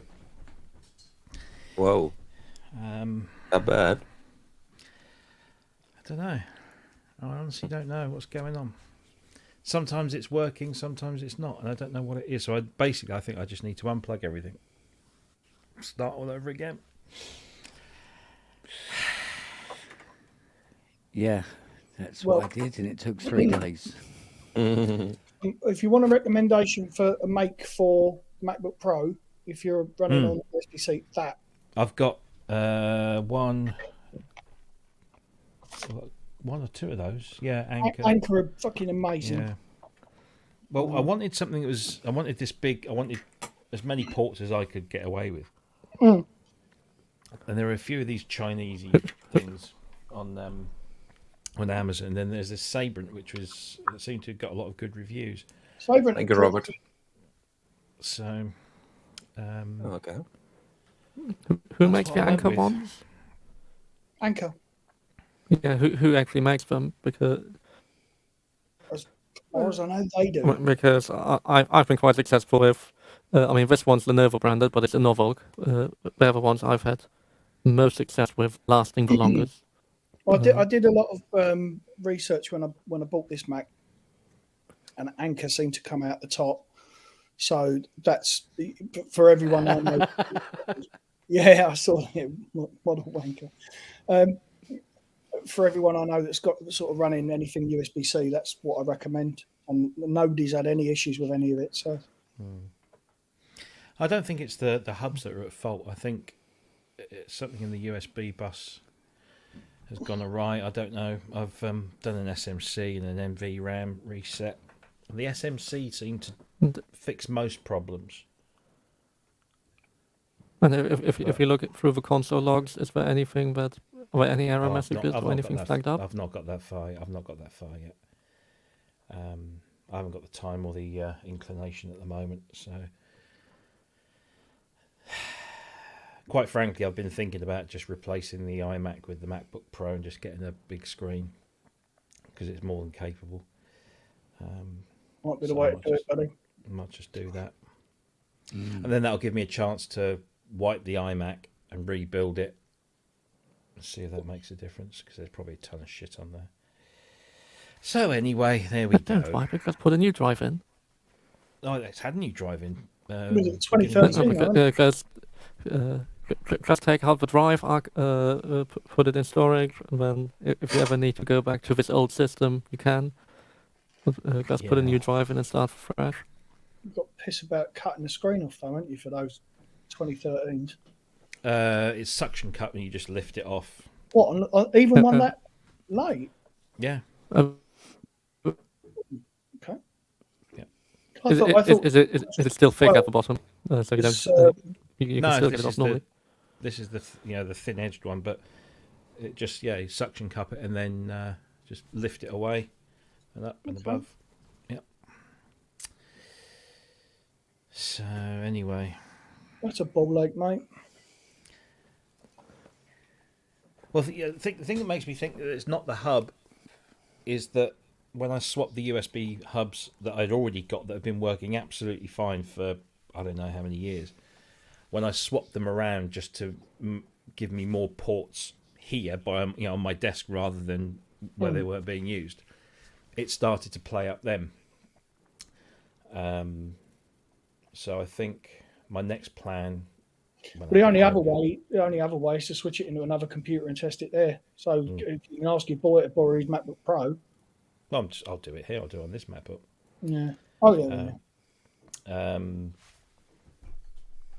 But I think what I might do is just pull all the USB stuff out, do the reset, restart it, take everything out of the hubs, just plug the hub in, and then one by one, just pop things in and see how they come up. And that might just be Possible the hub's faulty, and you might need to get a replacement. no, because I've got this other hub that I've got, which is a 10-port 3 power 7 data, and that things weren't working on that properly. Right. Okay. And this was one thing that I noticed that, like for example, my SSD drive, I would plug it in, and normally the little blue light comes on, flickers, and then it appears, in the system. But when it's buggering about, I get a red flashing light for about 5 seconds, and then the light just goes off. Have you tried switching the ports around on the back of the Mac? Yeah. Mm. And then I noticed that on Have you tried cleaning them all? Yep. I noticed on one of my MIDI hubs that it was doing the same thing. I'd connect it, and the USB light would flash, flash, flash, flash. The bus is on its way, isn't it? And I also noticed on my iLock, that was flash, flash, flash, and then off. So I'm just going to try that on here, and it goes straight on. So, yeah. Yeah, it sounds like the bus is on its way then. Oh, shit. Which is a bugger. But at least it isn't the whole thing, and we can rebuild him. Yeah. So, never mind. It's always a bugger when it happens, isn't it? Yeah. No, I think it's kind of answered that question for me. I think I'll Forced just your hand, so to speak. yes. Oh well. Shit happens. Eventually.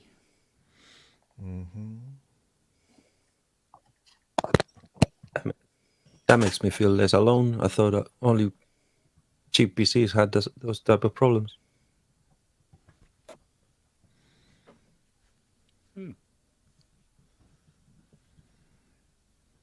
Yes, that's exactly what it did to me before coming in. Basically, it had the settings for the audio interface, and it was not taking any sound. I had to swap to a different driver and then swap back again to actually get sound in. And I don't know how the heck I manage to get the feed from StreamYard in my analog mixer. How's that for weird? Just looking at what original synth is saying, that could possibly be it. I don't know. It's What? see, I pulled all of that, all of these extension cables. I took those all out of everything that I got connected with them. An Italian Don't do that. They're gonna break him. And I thought, yeah, that'll, just in case some of those extension cables aren't up to scratch, so everything's directly plugged in. But I don't know, fucking pissed me off. That's what it's done. Yep. That's and that's why I don't love computers. I'm dreading it when mine eventually die on their arse because it's going to force my hand for an M1 iMac. Why are you dreading it? Why are you dreading it? Because it's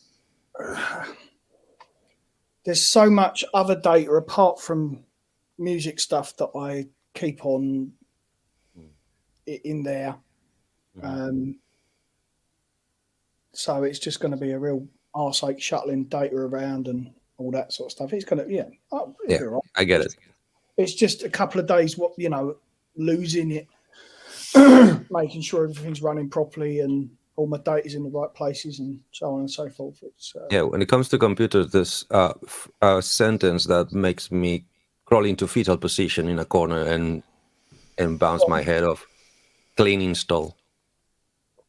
And every time everybody mentions that, I go into hot water kills baby. Hot water kills baby. At the end of the day, a lot of the times, certainly with software, it will cure the problems. Clean install. Yeah. It doesn't hurt to do every now and again either. So Yeah, but I'd rather not. Because then I have to remember everything I have already installed, and some things I don't even remember I have inside. Yeah. Well, I mean that's one of the benefits of going from an older machine to a newer one is the fact that you can sort of have them both running at the same time and double check everything's right. Certainly how I do it anyway. Okay. Chris, I'll know about that when it happens to me, because this is my first ever, my second bought machine, but my first ever new machine. So when I get to the second, if I ever get to the second, I'll let you know. That's it. But this is I'm making the assumption that as time's gone on and technologies have changed, all the inherent problems that come with them have been this, there won't be the same problems, but you'll still have the same challenges keeping things running. Like I say, I don't know what it used to be like. I've only ever worked in computer-based recording, but I'm assuming there were similar sort of challenges back along, keeping everything up to date and so on and so forth, or running well. I don't know. To me, because I had a little glimpse of Core 86s and Windows 3.1, then XP, then my next one, the next computer I had to touch with, I think was already Windows 7 or something like that. It feels to me, obviously from the total ignorance, it feels to me that the problems back in 3.1 in that type of hardware, there were more problems that you have to jump over and solve, but the solutions were one and forever. Once you find the solution to your problem, you never had the same problem again, ever. Nowadays, with the new OSs and the new computers, problems show up for no reasons. Things don't work for no reasons. You don't find the problem, and sometimes you apply the problem, it solves the problem today, and in a week it comes back. Yeah, well, this is why my studio computers are not running modern OSs. I mean, my 2011 iMac is running High Sierra, Mac OS High Sierra. I don't know how old is that, but by model is anything beyond Windows XP. Yeah, it's a few years old now, and A, I couldn't update it, and B, it was so stable. You know, I Mhm. never had any issues with it. I just left it as it was. It you know, flick it on now, and it will come up within 10, 15 seconds. It's up and running, ready to go. Yeah, it's So- kind of sad, the degree of, well, I call it greed just because I'm too poor to afford it, but it's actually survival of the companies, the OS companies and the hardware companies, because they need to keep putting money into the bank, so they need to keep selling products. Otherwise, the company disappears. Not But Apple. what do you mean? Not, well, I mean, you are aware of how Apple was in the 90s. I mean, basically dead. Was multi-billion it? company now, aren't they? You know, and Microsoft isn't exactly short of any cash, are they? I don't know. Because the way they act and the way that they keep releasing unfinished products and pushing you to move to those unfinished products is, as I said, I call it greed. Well, this goes back to what I was saying the other But, night. well, I mean, Microsoft has slowed down. They no longer bang out. Well, since XP, they've no longer put out a paid consumer OS every year, which was the previous policy. Wow. Yeah, well, I mean, I don't. With regards to sort of buggy releases, I said this the other night. I don't update to anything until they release the first point update of a new operating system. Exactly. That's exactly my point. It's like we pay premium money to become beta testers. And sorry, I know a lot of people don't find the money you put into computers big money, but to me it's humongous money. So it really infuriates me having to pay a money I don't have to become a beta tester. Like, what?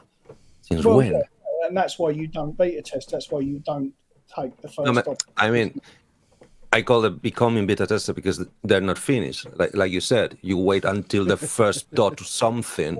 That's just common Yes. sense. That's just common sense. You know, Yeah, but that's what I mean. I mean, my girlfriend's oldest is one of these people that loves it. Grabs the first OS. He is a beta tester for Apple. He loves working all that stuff out. He's a programmer. Mhm. He's into it deep. I don't. I find things that work and I stick with them. Yep. You're talking my language. That's it. That's it. What? It's Right, Rich. I'm off. All right, Rob.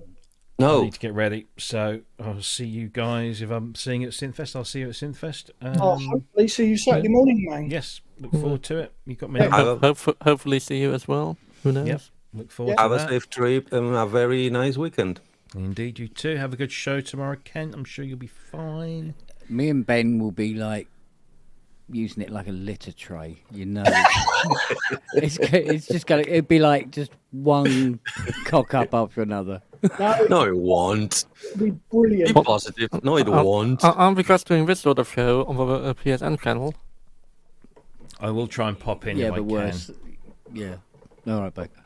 because the drinks reception is actually at the venue, so I might be able to wander around the hall sometime during the show. Do some impromptu interviews. Yeah. Oh, and give us the greatest carpets of Sheffield. Yeah, I think they're all shiny floors. I don't think there's any. Poor old carpet. Andy's not going to ever live that down. They're not putting out standard exhibition carpet? What sort of exhibition is this? It's one for synth nerds. They don't want to get it dirty, do they? So, anyway, on that note, I will see you all Yeah, soon. one hard floors, that way they can get all the sperm off it easier. That's it. You can wipe it a lot easier. Yeah. Well, no, normally you put out an exhibition carpet, but you bin immediately afterwards. Yeah, this isn't that sort of thing. Right. See you later, guys. Take care. All right, Thank Baker. you. Nice Bye-bye. one. Hello, buddy. Take it easy. Drive safe. Well, I mean, having been to enough UK trade fairs, it normally always involves a lot of alcohol. So the carpet is always useless by the end of it. This is my one and only. This is going to be a one-off for me. Yeah. Yeah. Why? Purely because it's going to be such a fucking slog for me. You know, it's So much it's- effort. Yeah, I'm leaving here at 4:45 in the morning. I'm not looking at getting home much before 11, 12 o'clock at night. Yeah, but if you actually really, really enjoy yourself there, Well, yeah, there is that to it. It's gonna be worth it. But why and do you you'll need want to to go do it back in one next day? year. Yeah. Well, Oh, You sorry. wanna go back. Silly question. Silly question. No. Delete that. but like I say, we'll see how it goes. But there's been a few things on the PSN page, and it's like, why are you going? Why are you going? I'm going to meet people. I'm going to meet some of the faces that I've met in here. Mm. And that's why that's my primary reason for going up, is just to say hello to a few people that I've got to know. What other reason do you need? Bonus, But that's for me the only reason, because if it's anywhere as busy as 2019 was, then it's pointless anyway to try something out and listen to it. No, you can't. In both environments, you just can't. Yeah. That's a good point, because yes, everybody is being ready to go. It's just a social occasion to talk about things, and from a professional point of view, talk business.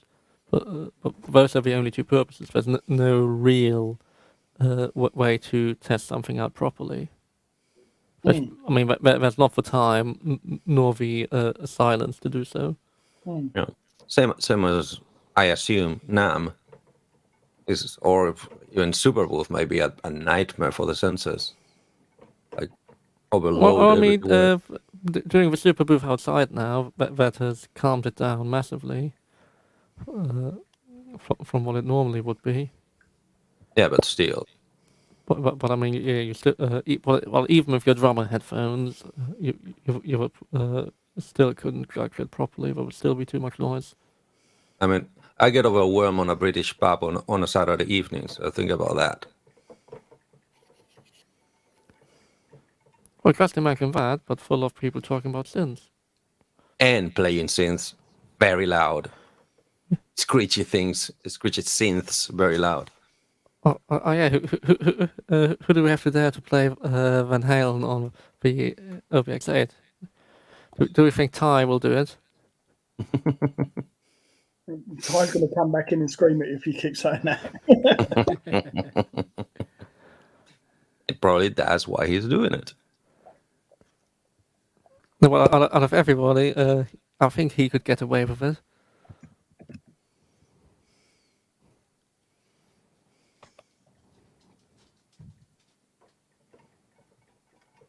Sorry, I'm typing. I can't multitask. You're right, Nils. Hello, baby girl. Hello. Hello, smelly Nelly.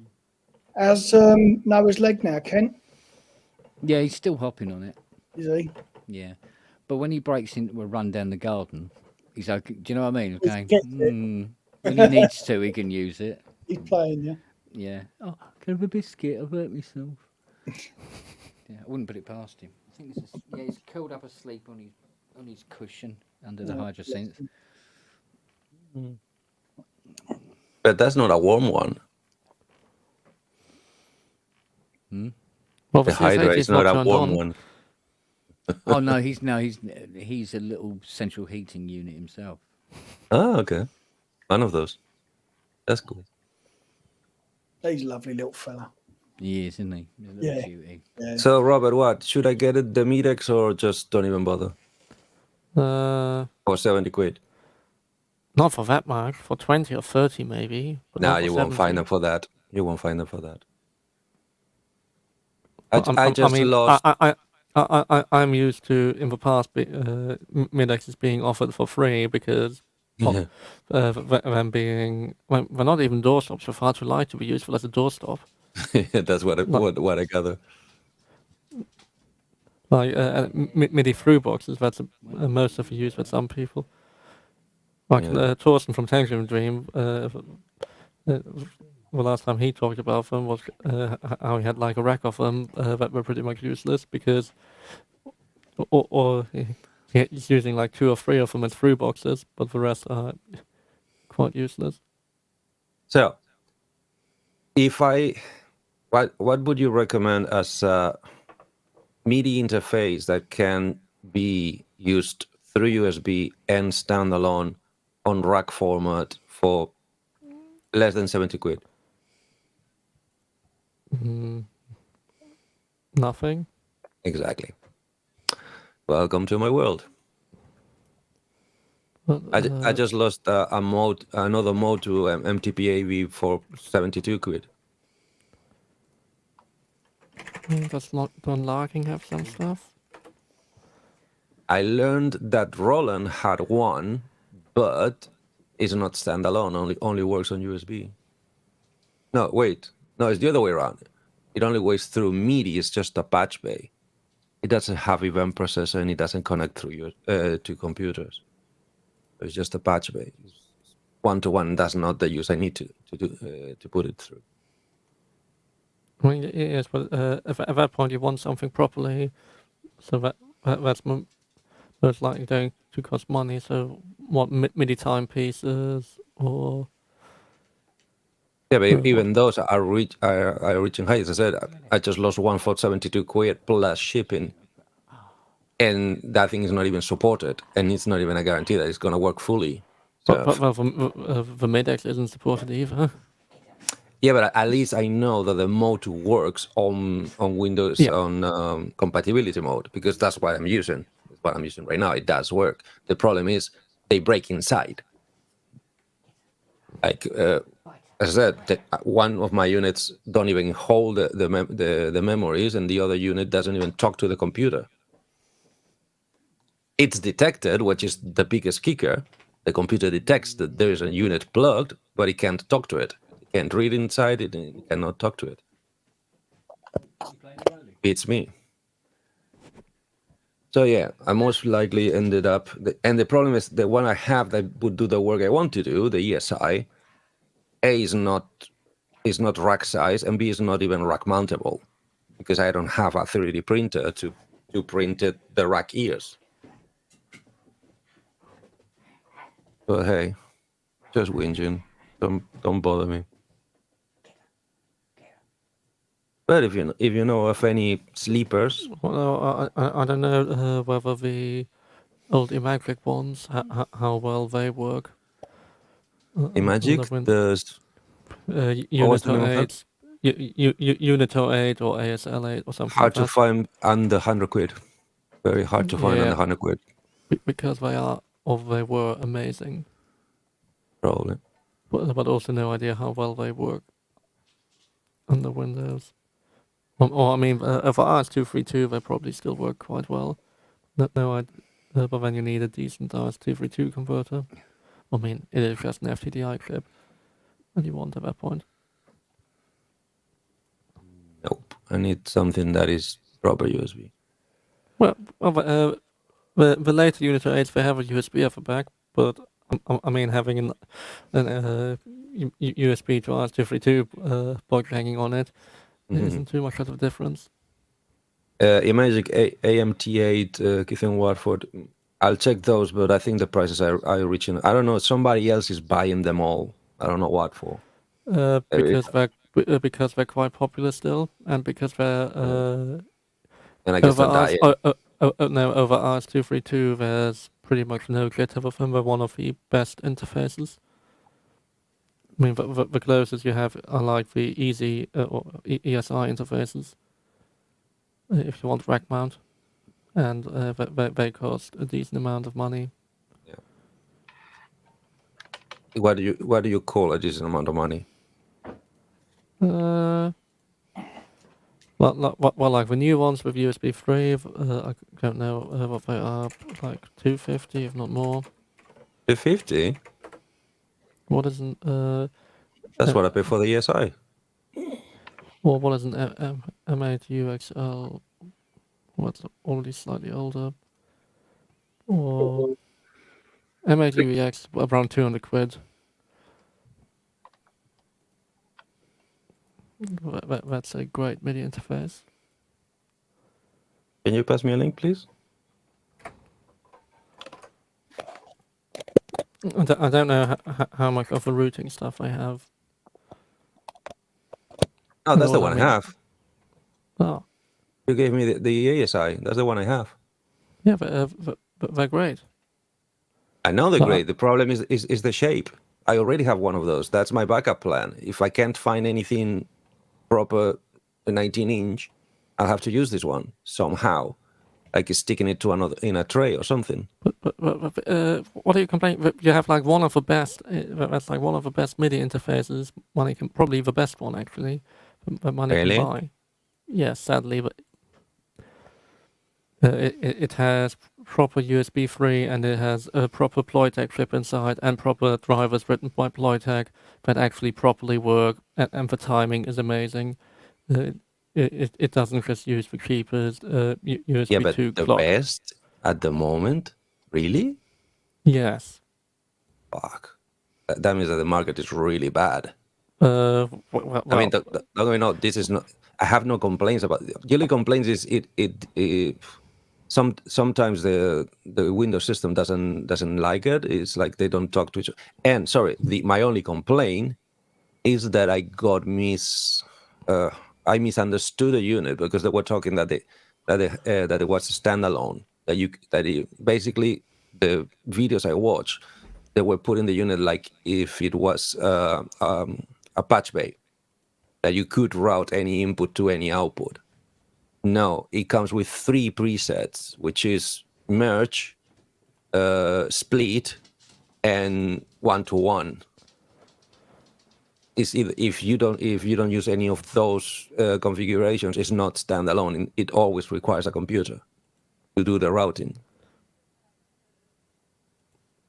That's my only complaint about the unit. The rest is flawless. I mean, I just always have some computer online, and on Windows there's MIDI tricks.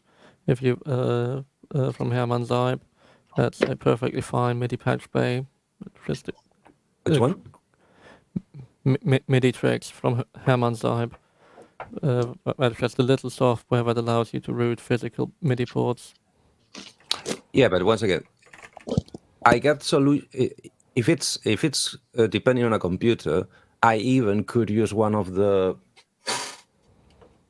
UX 256s because I'm planning on having 2 units with TG ports. That would be the ideal. But the problem is the 256 has no standalone use whatsoever. If it's not a computer handling the drivers and the patching, it's totally useless. It's a brick. And what I want is one that I can use both, either standalone, no computer attached, or through with a DAW. And yeah, I agree that probably the ESI is the best option at the moment for the least amount of money. I agree. It's just that I got pissed off when I learned that I wasn't buying what I thought I was buying. I thought it was a patch bay on top of everything. It's not.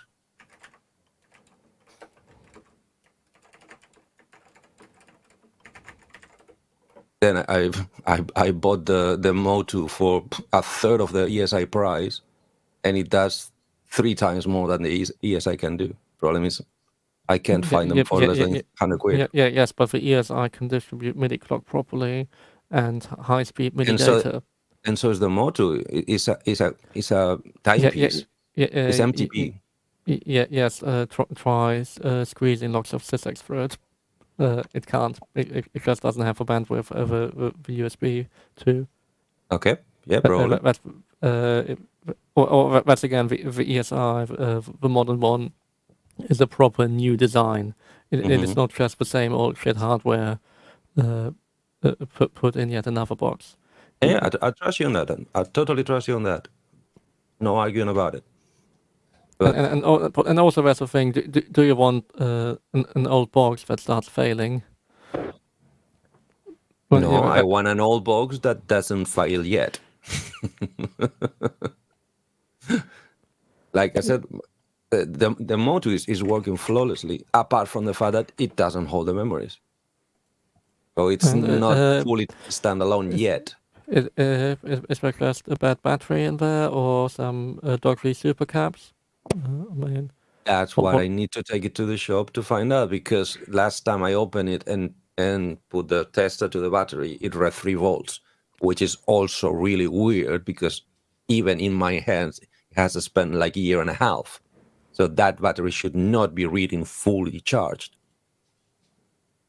Well, your multimeter is measuring with infinite resistance. So realistically, if you put the battery, either have a battery test program that puts a lower resistance in between, or just Mhm. test it with a correct series resistor. You can find Okay. online what the correct value should be to test it, Okay. so that you can actually see how depleted it might be. Okay.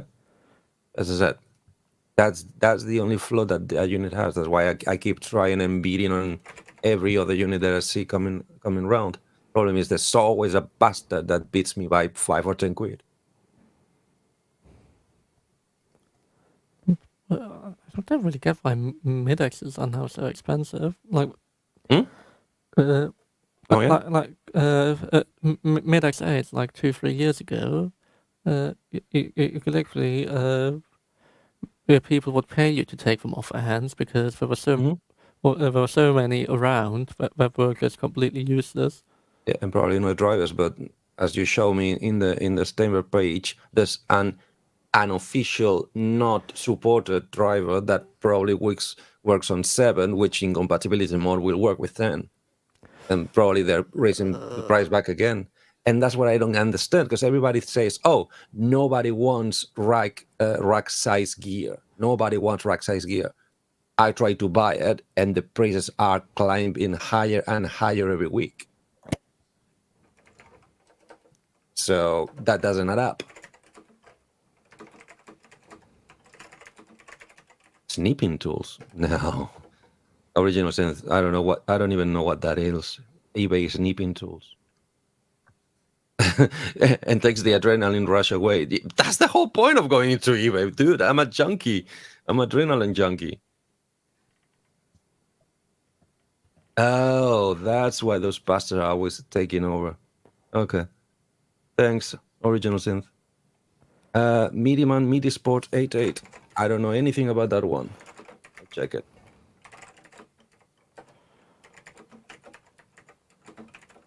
$90 or offer, yeah, but as I said, I'm looking a little cheaper than that if possible.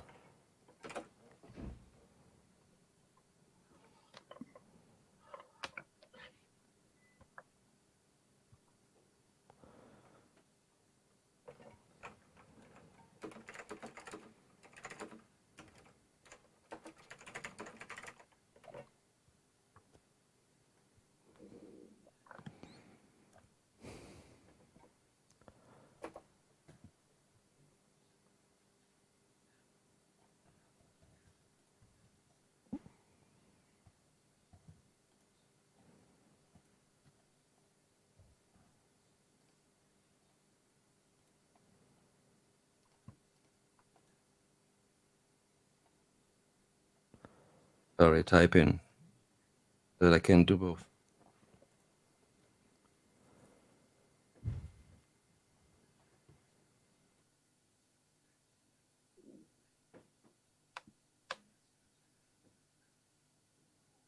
So that's one. Sniping. Okay. I don't know. I'm not that desperate. Culture of Ghosts yet. Talk to me in a month time. Probably then. Check.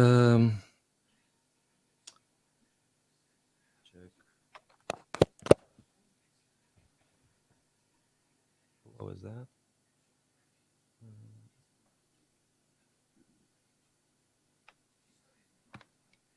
Medium Midi Sport.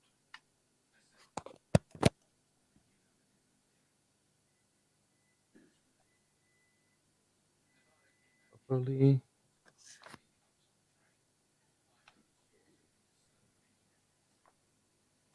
I mean, what is Wagyu using as MIDI interfaces?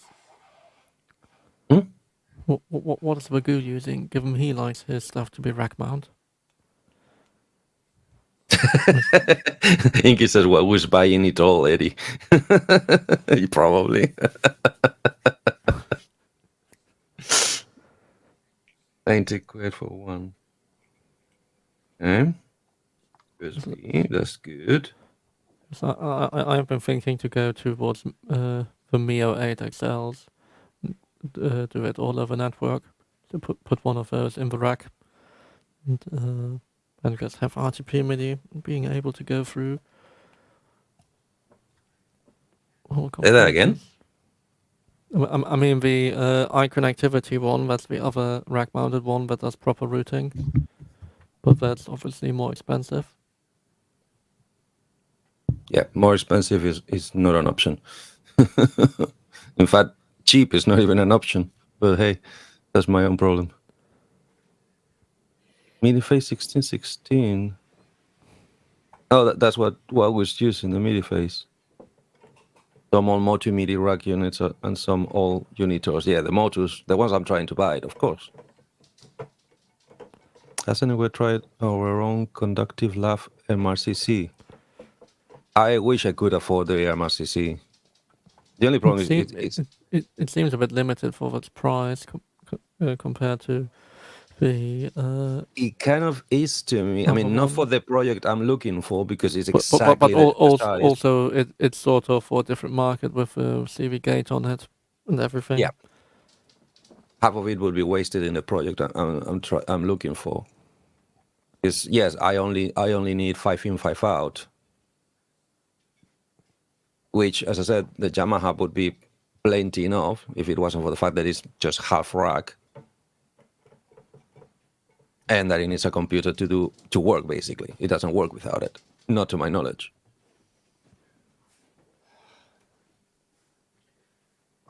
Yeah, the ESI, as you heard, the ESI either has the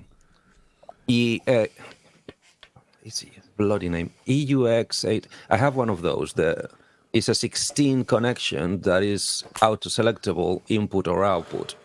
It's not impaired like every other unit before them, but is the shape. It's shorter than 19-inch, and it doesn't come with rack ears. Plus, those funny people, they made the sides oval, so trying to apply rack ears to it is really hard. Just Velcro it to a rack tray and 2 cable ties over the top. Exactly. That would be my only option, getting one of those. And plus, the other thing I don't like about the ESI, which is not a deal breaker, but I just don't like it, is that half of the inputs are in the front. I would love to have one that has everything on the back. Again, put it on a rack tray halfway down, so the cables are in the middle. Yeah, I get it. I mean, it's not a no, because as I can see, if I can find any other unit cheap enough from any other source, I will end up using that one. Problem is, I don't know what will I use for this other cabinet.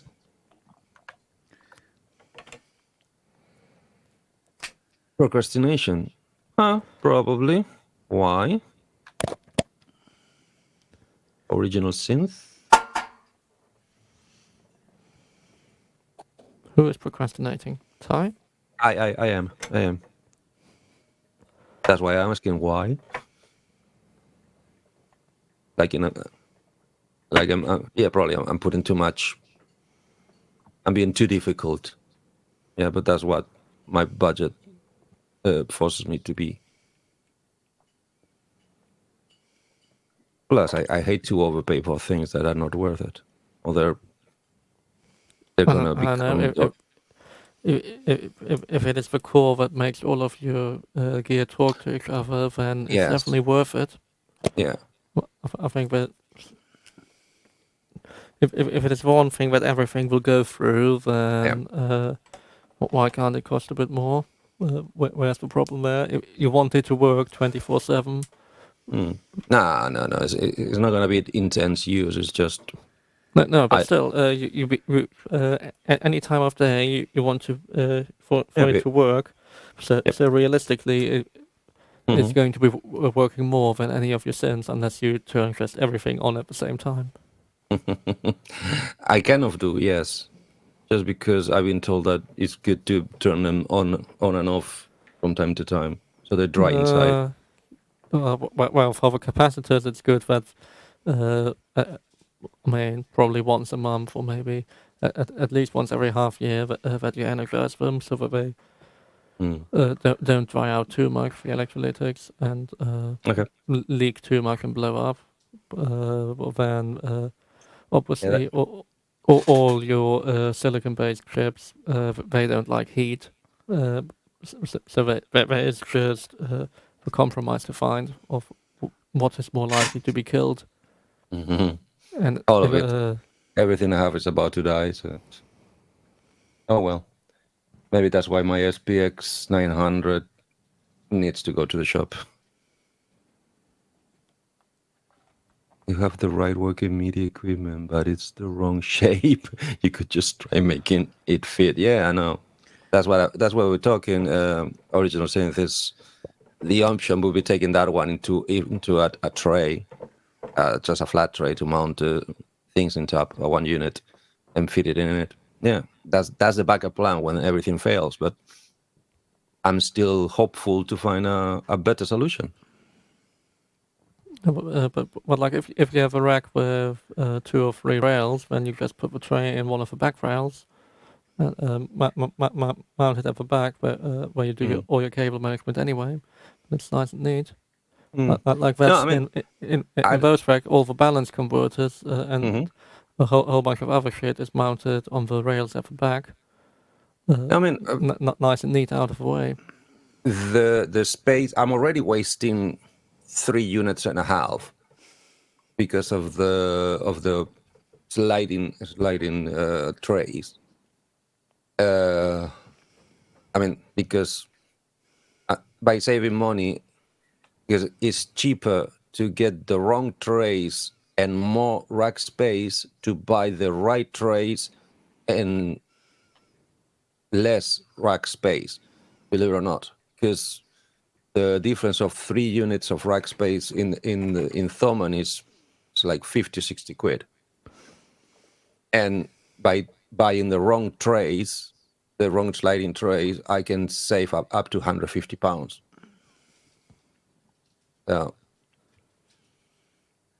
It does compensate. Plus, it gives me handles underneath the units. But yes, I am in the 12 unit. I'm already counting for the wasted space and 1 rack unit for the MIDI interface. What I'm still trying to decide is how the fuck I'm gonna do for the audio. Because I heard today about Cat5, audio over Cat5, and I need to crunch numbers about that. What's just analog audio with transformers either end? Or, Apparently, or probably do it digital? transformers, but it's passive. It's a totally passive system yeah. that Thomann has. Yeah, it's just standard transformers either end that make it a high balance signal. But then in theory you need shielded Cat5. Or Cat6 even better. Yes, but I mean that doesn't matter too much for you don't care about the bandwidth. It's more the important thing is that it's shielded, and ideally each pair would be shielded as well. And ideally your Cat5 is terminated so that color and white are wired out the correct way. Otherwise, you might have a weird crosstalk between 2 channels. The Thomann system, they give you the breakout boxes. You don't have to wire anything. Yes, but depending how the RJ45s are wired, there are 2 color schemes. There's A and B. Okay.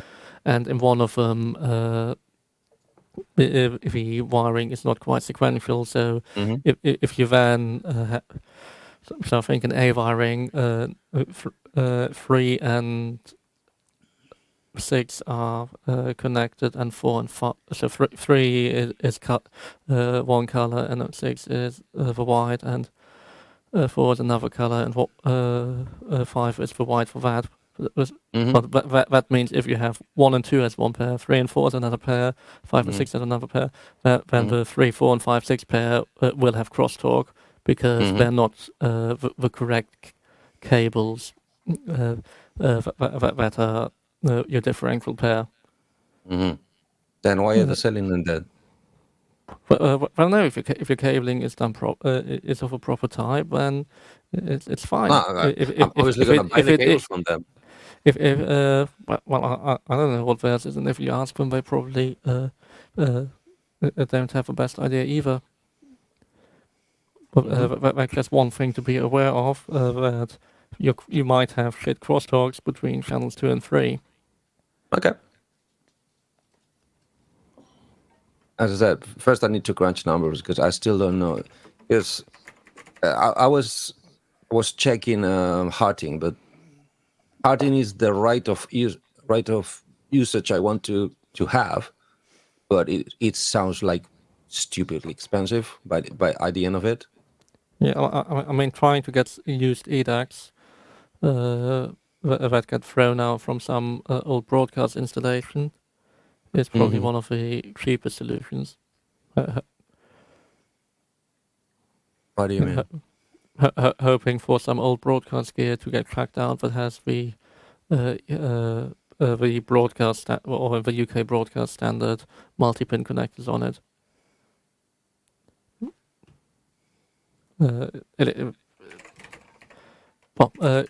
Multi-pin connected costs money, so your best bet is getting a good used one. Okay. Which is almost unlikely because they only send the ones that have broken channels. No. If a studio gets ripped out and these old style connectors are no longer popular, then you can get them for very little money. And what do you use at the other end? Ideally you get something that's a rack panel and those connectors, and that where normally you can you would also be able to get some sort of tails. I don't know, because what was the other? Oh, sub Ds. Yeah, the DB25. D25s. Because Well, again, those hoses are fairly cheap and they're finished, but yeah, but I don't know if I hoses want are to quite put. nice. Sorry.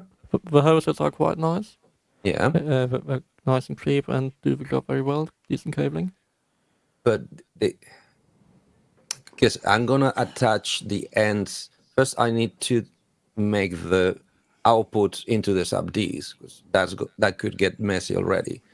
But having, I think 25, that's what, 8 12 channels channels, balance. 8 channels balance.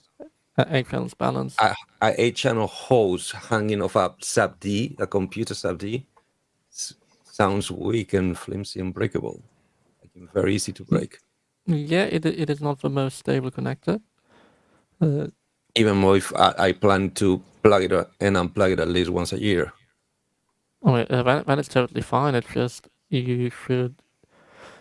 It's not the connector you'd want to have at the end of something you're shoving against the wall. So ideally, it would be further inside the rack. Sort of, yeah. Yeah, but at that point, you just use recess rails to get it slightly further in. And then ideally have some the form of tie bar to cable tie, or at least tape on the connector so that it doesn't get twatted all the time. Before going to that, and that's why I started looking into Hartings, because they're more solid. I'd rather go for conventional jack cables and get cheap looms, 8-channel looms, because I only need 20 channels, I think. I mean, at that point, just get a 16-channel or a 24-channel multi-core and a cable tie to the back of a rack and just have a captive. I mean, what's the benefit of it being a multi-pin connector from it being captive? Depending on the connector, the fact that you can unplug it and close it without having to cut. Well, you'll have to cut the cable anyway, but I don't know. Yeah, but that's like if you're not too interested in having multiple cables. No. I can see I'll have to have multiple cables because, yeah, a 24-channel loom is gonna be hefty and heavy. So either you go harding or Well, I mean, maybe due to the take-up, that is my definition Sorry, of what? heavy is skewed a bit. sir, what?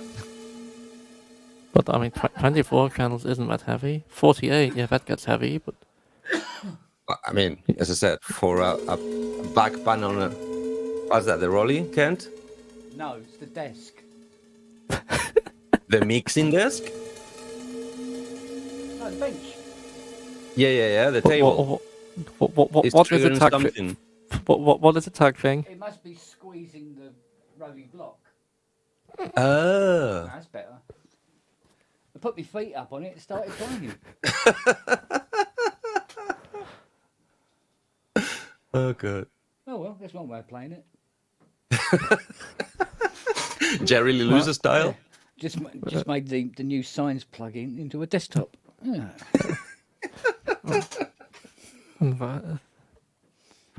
That's why you shouldn't make your keyboard to be a squishy sex toy. Yeah, well, I think I would have learnt by now, but no. Well, okay, what's this? 48 MIDI over MADI? What's that? What? Taller. That's insane MIDI. Okay. Meaning? It's Maddie.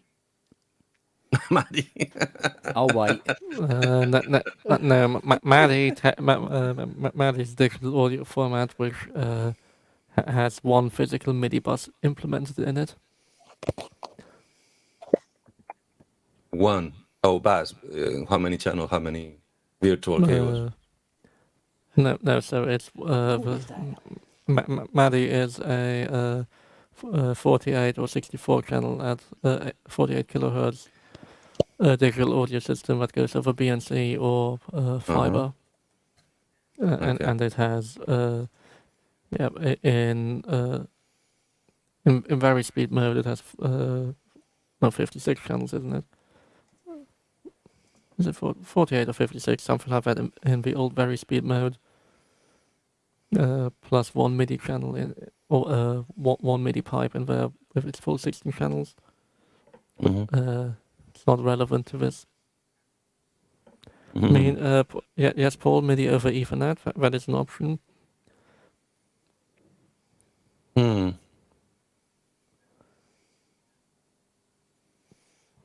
But that would be the MIDI phase, right? No, I mean the Mio, I think is, or the eye connectivity boxes are probably the closest. Hello. What's up, Matt? No, I lost I it. Much think more fun. Kent and Matt are utterly excited by the conversation that's taking place.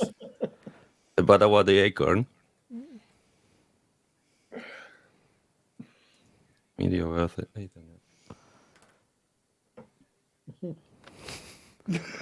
Yeah, as I said, I don't know. I'm still learning what's out there and what can I afford and what we the best.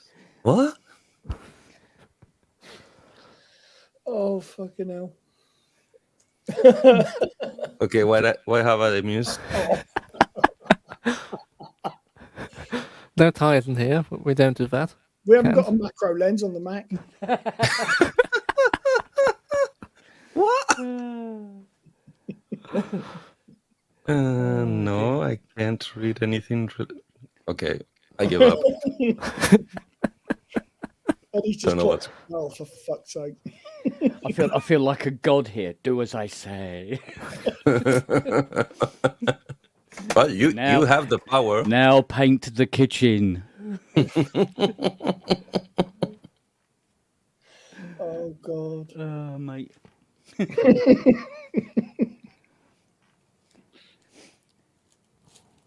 Just thought that Rolly block. You could put it on the floor and use it as a pedal. Get the dogs to play. I tell you what, to be honest with you, I can get two of them, put one on each foot. They last longer than my bloody last pair of shoes did. Ridiculous. Yeah, you see, shoes have this really weird habit of not lasting if you don't put enough money into them. Even when you put money into them, it doesn't make much difference. Okay, that's weird. Yeah. Mind you, I tend not to buy nice shoes because I tend to have a very naughty little brown dog that every now and again, for no apparent reason, takes one out in the back garden and tears it a new one. Don't you love the little I just buy dogs? good shoes on clearance. So What? Good shoes on clearance at the sporting goods store. Mm. Because I got to buy size 14 shoes anyway, so I can't just buy them anywhere. What? Team. How tall are you? 6'3", something like that. Wow, you don't look that tall on the cam. And that's not even that tall anymore. I walk around and just feel normal now. So you want Yeah, to but you're in USA. Come on. go so- to Clowns R Us. the joke was you wear the box, right? Yeah, yeah. Just go to the local speedboat shop. What was it? US 14? Was it 13 and a half in the UK or 13? Still. I mean, I'm at a wide 12 UK size, so that's probably US So- 13. You know, my In the son's, com- my But you also have to get the right Wait, width you and know, everything. So size I buy 11? New Balance. Size 11 yeah, already. How I'm old? 11. yeah. I I win. Short ass, size 8. I look- win. I look like I'm walking around on matchsticks. I always win. I don't know why. Go on, why? The smallest feet. I'm a 7. My missus can beat you. I know. Nice walk. That's the biggest problem I always had in this country. Well, we're trying to get safety shoes. All the ones of my size are pink. Pink. Hey, what's wrong with that? Just be proud.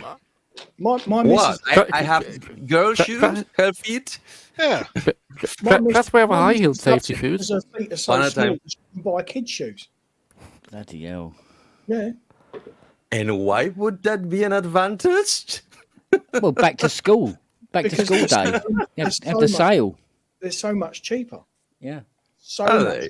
Yeah, Okay. yeah, kids' Yeah. shoes. Back to school sale, mate. Yeah. Nah, In problem there. is, I Well, don't, she looked like in little sandals anyway.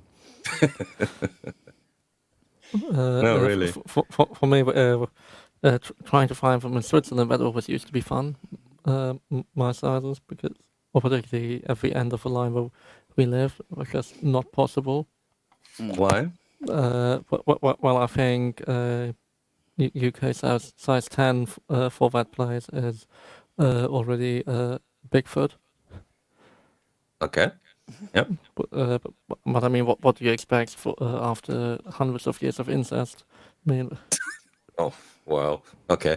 I mean, don't get me wrong. I know I'm an exception for my height. I shouldn't have. I should be at least 1 or 2 sizes longer than that. But hey, I should be a 9 for my size. But I think I got it from my mother. 4 cubits. What? For cubits? What's that? It's a very ancient. 3D print your own shoes. What? Yeah, I mean, it limits what stores you can go to and all that kind of stuff. Sales. So it kind of sucks. Mm-hmm. what? You go to stores? Still do. Stores, Yeah. what's that? I still do. Where can you Stores? find those things? What is that idea? That sounds a weird concept. I've heard of it before. I miss video stores and brick and mortar, I music miss stores, every type of store. records, and I don't miss music stores, but that's because I'm lucky enough of decent specialist stores here. But generic shit music stores, I definitely don't miss. Whether But it's we you had like Power music Records, store. which was always fringy. They had a lot of weird shit in there. They even had a head shop section. A what? You could buy bongs and things like that, Ah, okay. and adult graphics and weird posters and things like that. I tell you what, Wacko, when because somebody said to me that they said that everybody says that Mr. Wiggly or Dom, looks a lot taller than they expected. Mhm. So I was prepared. So when he come to the door, I went, "Oh, do you know what?" And he's gone, "Yeah, what?" I went, "You look a lot more Welsh than you do on the show." Welsh. He went, Oh, that's a new one. I'm not going to fall in that trap. 5-2. Okay. Graphics Skull Bung from 1993. Okay.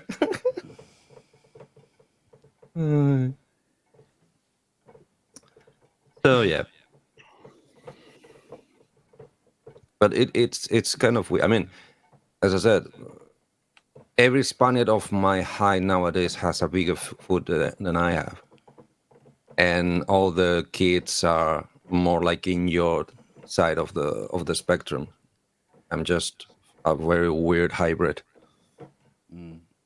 Yeah, well, my son was weird. I mean, average size of a child when they're born in this country is what? About 8 pounds now. Sorry, About 8 pounds in weight, born. My son that's was 4.5 kilos. Okay. My son was 11 pounds born. Ow! He was the size of a 3-month-old baby the day he was born. He was fucking monstrous. Bloody hell. Sorry for your wife. Well, I was 5.5 kilos. he was too big. He had to be Caesared. He was too big to be born naturally. So Wow. yeah, but he literally, when I held him, Mm-hmm. the crook of his neck was in my elbow and his bum was in my hand and his legs were hanging off the. Wow, It was huge, absolutely huge. that is huge. And he's just And kept growing at the same rate. his forearms are the size of my calves and my legs.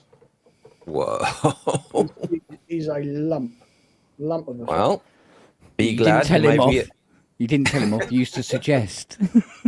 Do you know what? That's the really weird thing. Me and him get on so well. We've only ever had one argument in 23 years, and it lasted 10 minutes. That's short or long. Sure, 10 minutes for an argument. Okay. Yeah, it's the Yeah. only time we've ever crossed swords. We're just best friends. He Ooh. really is my best mate. I've got Oh. such a good relationship with him. Not many people can say that. Not many. No, we just have a laugh. I mean, like I say, he texted me earlier. Oh, by the way, make sure June the 17th free next year. I've just bought Depeche Mode tickets. He's just, oh right, okay. It's something it's a bucket list thing we both wanted to do for years. To go together to one of their gigs. Yeah, because he's a big Mode fan like I am, and he By the way, is that ticket for the tour they just announced? Yeah. It's gonna go on for a year. say again. So they just announced that they're starting a tour in like a month or so. No, there's Oh, not. really? No, they're starting in March. Next year, and it's Oh, going to okay. be about 18 months. Okay. We've wanted to see them together for years and never have. It's just something we both wanted to do, and we've never made it. And we finally he bought the tickets, and we're going next year. So Cool. And now that you mentioned, and apparently you're a fan, so what is your opinion about Spirit?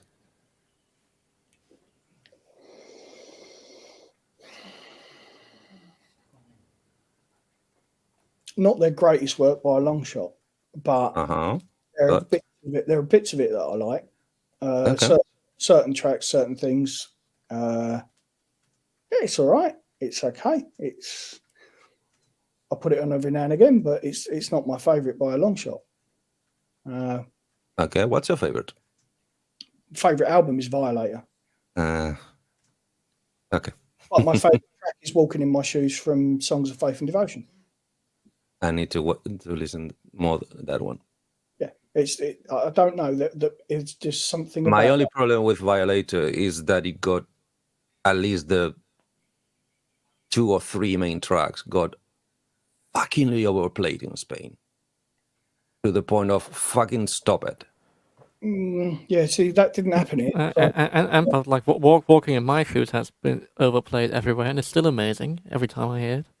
I can listen to that all day long and never get bored of it. There's just something about that track. I think the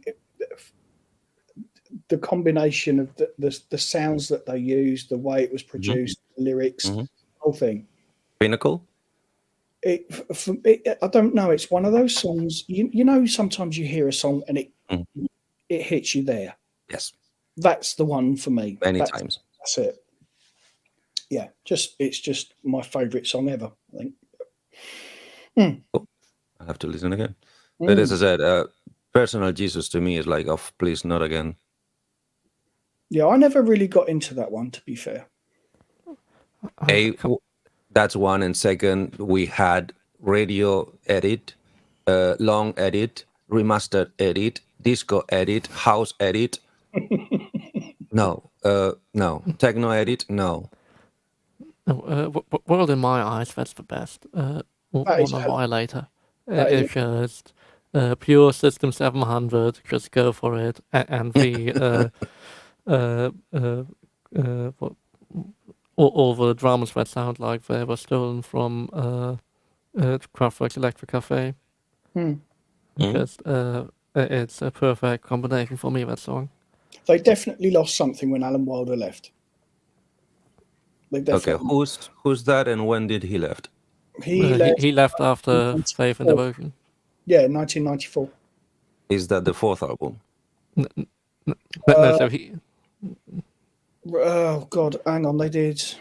no, he joined for the tour of the second album, and he Yeah. left for, after the Songs Songs of Faith Devotion tour. I mean, which to be fair, given that tour broke Flash down as well, and the whole album process being so bad, I wouldn't blame him. Yeah, but it's a shame to see that he's disappeared from even doing his Recoil stuff now. Okay. Because he's divorced from Hepzibah, cleaned him out, didn't it? Really? It's right when he started selling all of his old stuff. That's what I mean. It was the divorce that triggered all that. So Yeah, divorces. you just don't hear of him now. You know, I think he just gave up on it all. That's sad. That's so sad. Yeah, because you know he was something else. I thought I could give up and turn to do something else, but after my situation changed and I divorced, I said, "Fuck, I missed this. I need to go back to it." And I started over again. I basically made up 3-year hiatus. Okay. Thankfully, I didn't lose much because it was a guitar, but hey. I've lost everything twice. There you go. Not There you go. fun. Life. It's life. You rebuild. You keep going. That's the way I look at it. And now I'm just jumping from instrument to instrument to see if I finally find my vocation, because I thought it was guitar. Then I tried bass and I got twice as much in a tenth of the time on bass than I ever did on guitar. And I went like, okay, so maybe I just wasted 25 years. No, not wasted. Not Yeah, wasted. obviously not wasted, not totally wasted, but it's like, because in Spain, if you play bass to a decent standard, I mean, you don't need to be a master, but as long as you're not achy to hear, you can have a somehow decent career on a covers band, a function band. And when I learned what actually playing bass actually intended and meant, I went like, oh fuck, I could have been doing this for the last 10 years. Yeah, but you should really try not to look at it that way. Obviously, because yeah. Process of Otherwise- learning. It's a process of life. Yeah. I mean, don't get me wrong. I feel quite proud of my latest achievement on guitar. I keep listening to it. It was a home-based album.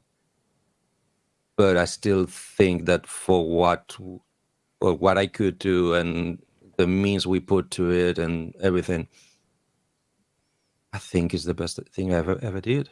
Not that it's anything to write home about. I do, but probably you wouldn't agree. But I kind of miss it. All right. One of these days, I'll go back into guitar.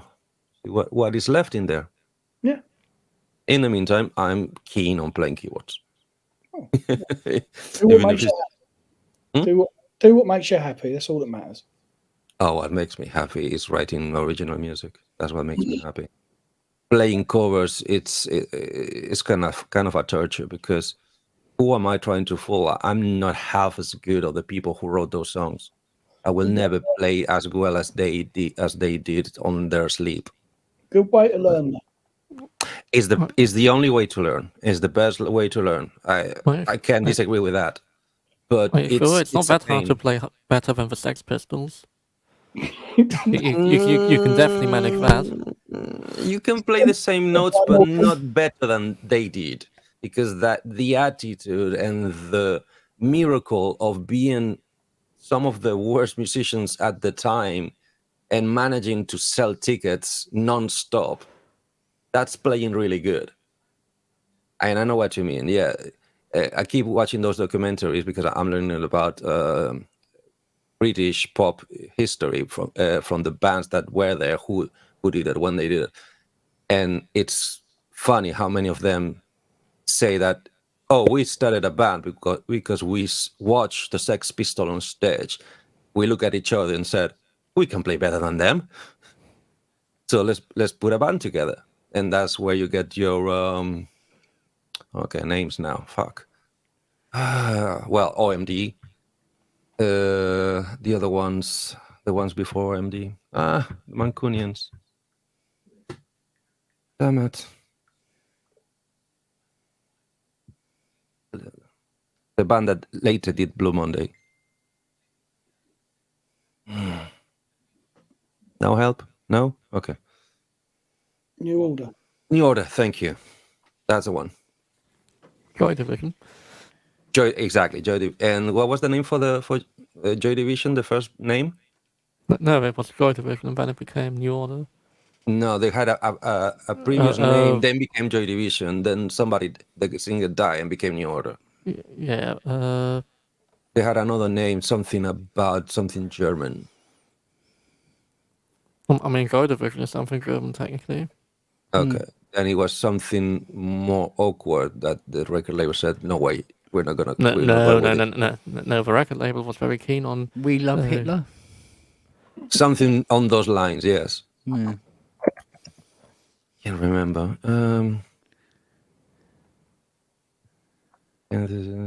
Anybody? Steve Keaton? No, that makes sense. Warsaw, that's it. Warsaw? Warsaw.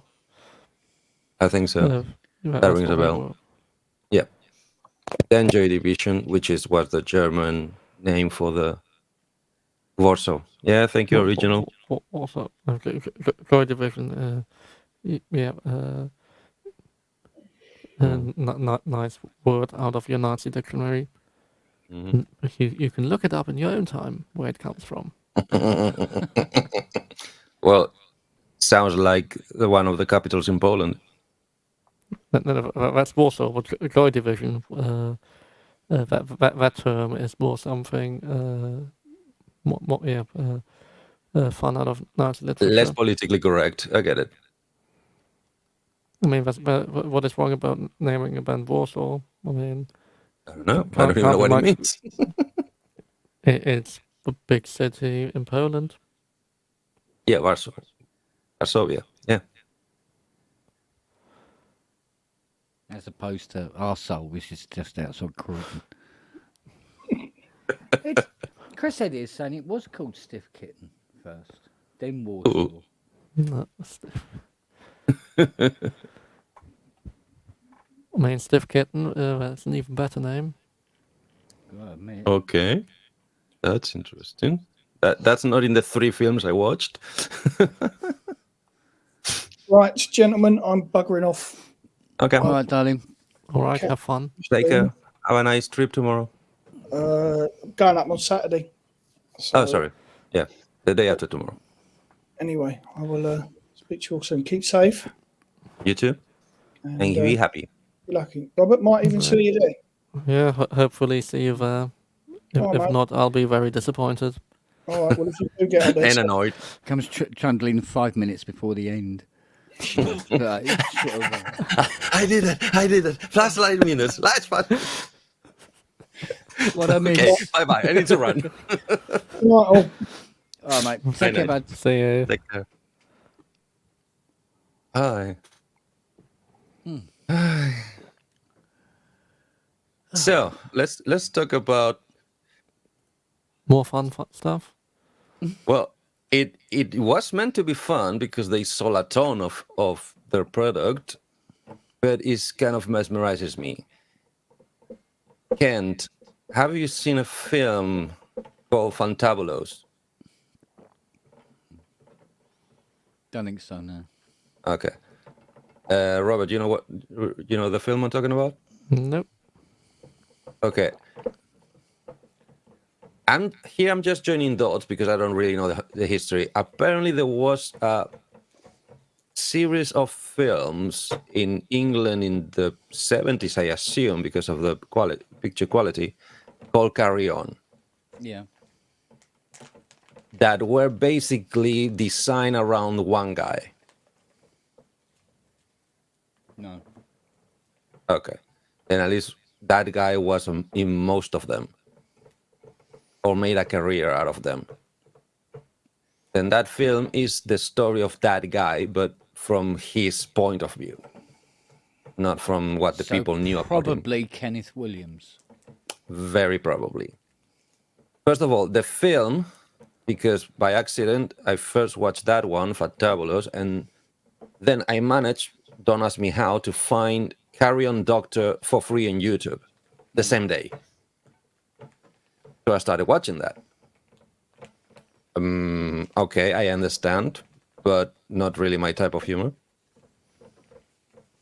The guy in that picture, even when I know he in the picture was playing his role, was not even half as spooky as the guy in the film, in Fantabulous. I'm trying to think who was in it.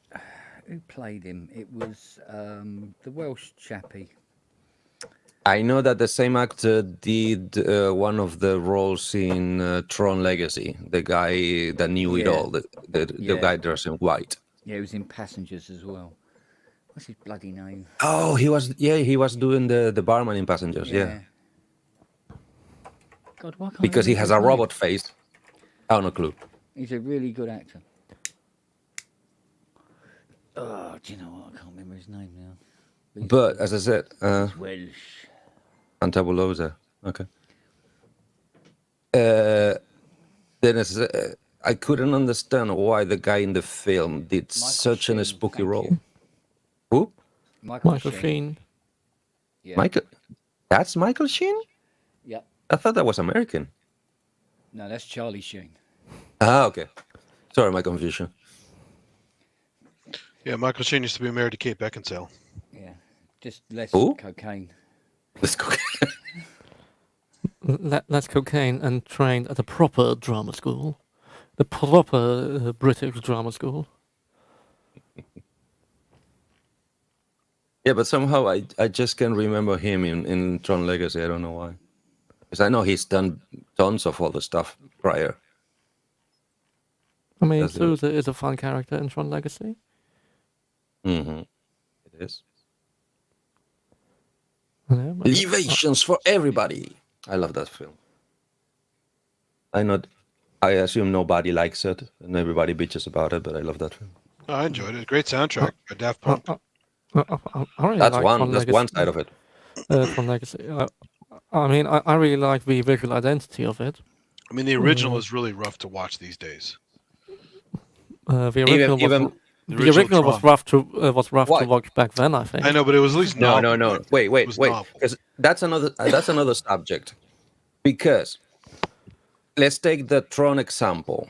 What you can watch nowadays and give it for granted is either a remastered version of it, like upscale to 4K, or you're watching it through a TV set that is upscaling to 4K.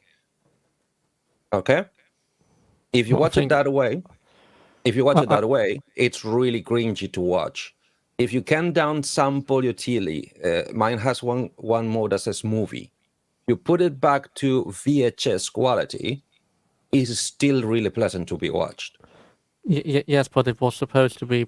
It was done on 35, so it was supposed to be Yes. in high quality. So it Yes. should be at least equivalent to a 2K. Or But the, not ani- 4K. the animations. No, but the animations were, I believe, done on VistaVision size. Or well, Yeah. actually, all the big backlit stuff was done on 8x10 feet, if not even larger than that. So I mean, in theory, the resolution In theory. of it is massive. And I believe the If normal you watch stuff it making, it was a fucking still- shitload of work. I mean, it's an impressive amount of work. It is so fascinating that they actually managed to put it off, and also, of Yeah. course, because Disney back then was, I mean, not quite rock bottom. I think rock bottom was like 85, but for them, Mhm.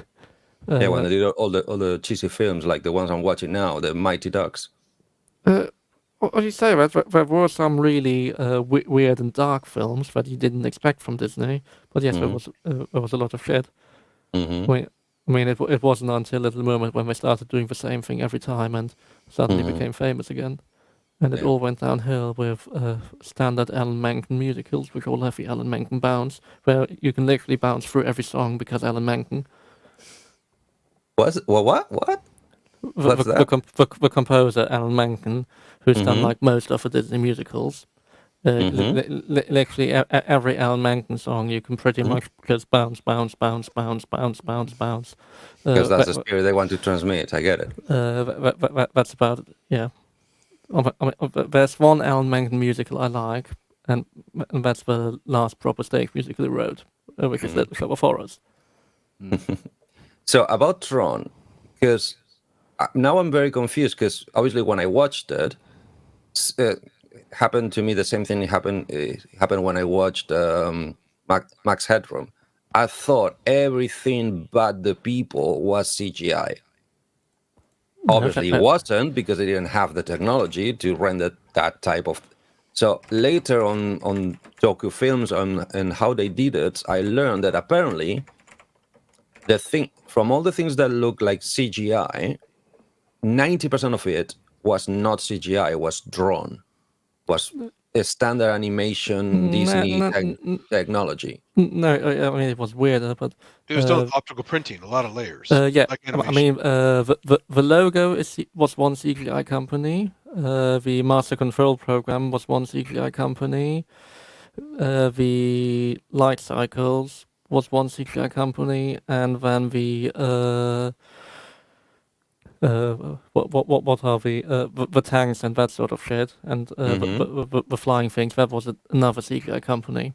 It was basically between those four that it was put together. But then also to do CGI back in those days, you would render the image on a screen and then you would photograph that screen. Exactly. And retouch it, two-color match it, and whatever. Yeah, but the general thing is that they shot some sets and then they did all color masks and all that fun stuff, and then overexposed to do black masks and to do transparencies, and then as Andy said, optical print to do your other masks, and then those would be drawn in and backlit and photographed. It was live action treated like animation with animation layers as well. It's just... It is definitely on the innovation level of what Disney did in the 30s and 40s. Yeah. It is definitely doing matte paintings directly on film. And obviously the backlit look is quite unique. And I mean, I really like the way how backlit film looks. So it's definitely appealing for me in that way. I mean, the silliest thing, they use a laser to digitize somebody into the computer. That's not how lasers work, but you know. But once again, that's the fiction in sci-fi. I know, but it's not even close to, you know. Of course not. It's not even based on physics. Yeah. Yeah. But it's even worse. How does the Star Trek transporter work again? Because As silly as that is, that's more believable. when he freezes the time, it gets broken into cubes of the laser and digitized into space. Yeah. I mean, the time freeze and then the individual things. Yeah. And it does volume when the laser is flat. But I'm not gonna lie. That is quite a fun thing where they put the mesh on top of the film and then have all the hand drawn animation on top. Yep. And they did it again on Legacy. What is Legacy? 25 years later? 29 years later? What was it, like 10 years ago? Maybe. Yeah, I think. Was it 2009? I think it's 29 years later. It's got to be, It was about 10 years ago. yeah. Really? 2011? Yeah. Yeah, something like that. What does the internet say? 2010. And the original is 80 what? Or 79? Well, I think they started in 79 or 80, but it probably only came out in 81 or 82. 81 to 2001 is already 20 years. Yes, 30, about 30 years after. 29 years. That's the last count I did. It was 29 years Yeah, later. or And they 20 still did 28. the laser. 28, thank you. And they still did the laser again because Yeah, well, because keep they have to consistent. appeal to my They gotta have generation. continuity. So Yeah. I mean, it's good, and also the sort of touchscreen computer there is very reminiscent of that sort of tabletop or that sort of glass table that is in the original Tron. There's lots of little fun yeah. stuff. Yep, that's true. But I think it's an interesting, different look. The modern Tron definitely is more cyberpunk has happened in between, and which borrowed heavily from the aesthetic of Tron, but also Tron Legacy heavily borrowed from it and took it to a different place. But still that very backlit look, which is quite fun. Mm. But Do again, you- not as unique as the original because that was just. Do you know how they it took did? them too long? Do you know how they did the blue trimming on the suits and the discs? Did they do UV layers and digitally paint them in that way? I think it was that reflective material with the certain lights, Yeah. and then just in post added the color. Okay. Duo. Yes, sir. What's the duo film? What's some kind of film they use for? So very Yes, sir. shiny. There's a guy in YouTube who tried to replicate them with light string, I mean, I think. fiberglass. But I think in general, it definitely looks like they removed or had a thinner halation layer on the film that they shot Legacy on, because every time you see something that's backlit in the scene, it's definitely looks more like it didn't have an anti-halation layer. I took the original Tron Legacy. I think they actually did light. They had light string in the suits and the discs. I mean, they probably had EL wire or Yeah, something. exactly. Oh, for the special game suits and stuff. Yeah, they had that. Yeah, EL wire or some form of electroluminescence, and because that's if you get your wavelength right, that spits out in the right type of spectrum, which again you can just if you go to Kodak and back then tell them I want a film that's also sensitive in this blob here, just at the end of a visible spectrum, so I can do some dodgy shit to it. They will most happily look through the weird emotions and make you enough film to do whatever disgusting thing you're thinking about. You're very persistent, Tron. I'm also better than you. Is that original or Legacy? I'm not sure. I think the persistent, the word itself to me says original. Well, it definitely seems rather original. Original. Never seen neither of the Tron films? Shame on you, mister. What are we talking to, Richard Hilton? No. It's not No, like no. Blade Runner. No. I mean, if Because I didn't understood a word of it. To me, is a bigger shame not having watched any of the Trons than not having watched Blade Runner. Only because I never understood Blade Runner until I saw the new edit with all the explanations.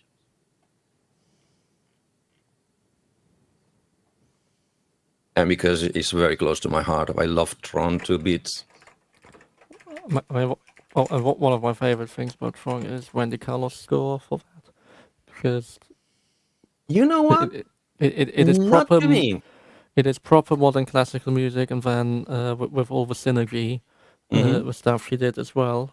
Hmm. It is unique. It is out Yes. there. Yes. It is something that I think is Is you said- weird as you- fuck.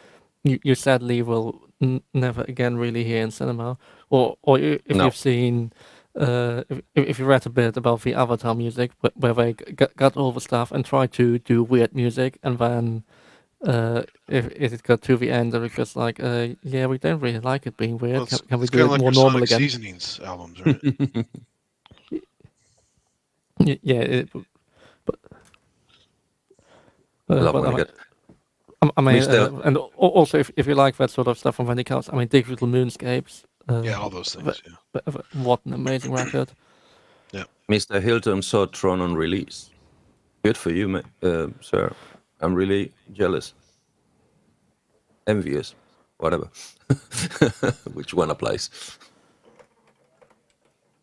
Yeah, we saw it in the theater, I think. Or maybe the drive-in when I was a kid. I forgot. Somewhere. Saw it somewhere when I was a kid. Driving. Oh my god. Yeah. A lot of movies in the drive-in. Yeah, I saw it. The ones that you have to take the mono speaker in the window, A or the tinny, ones that, crappy shit speaker and put it on your window. Yeah. because the one I only knew in Spain, you had to tune a syntony in the AM radio or something, FM or AM. I don't remember.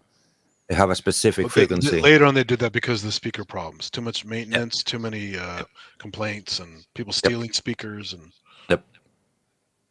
Breaking them all the time. yeah. Running away, forgetting that it's hung on the window. And then the sound was actually pretty decent, you know. Oh, on your car stereo, it could be awesome. Yeah.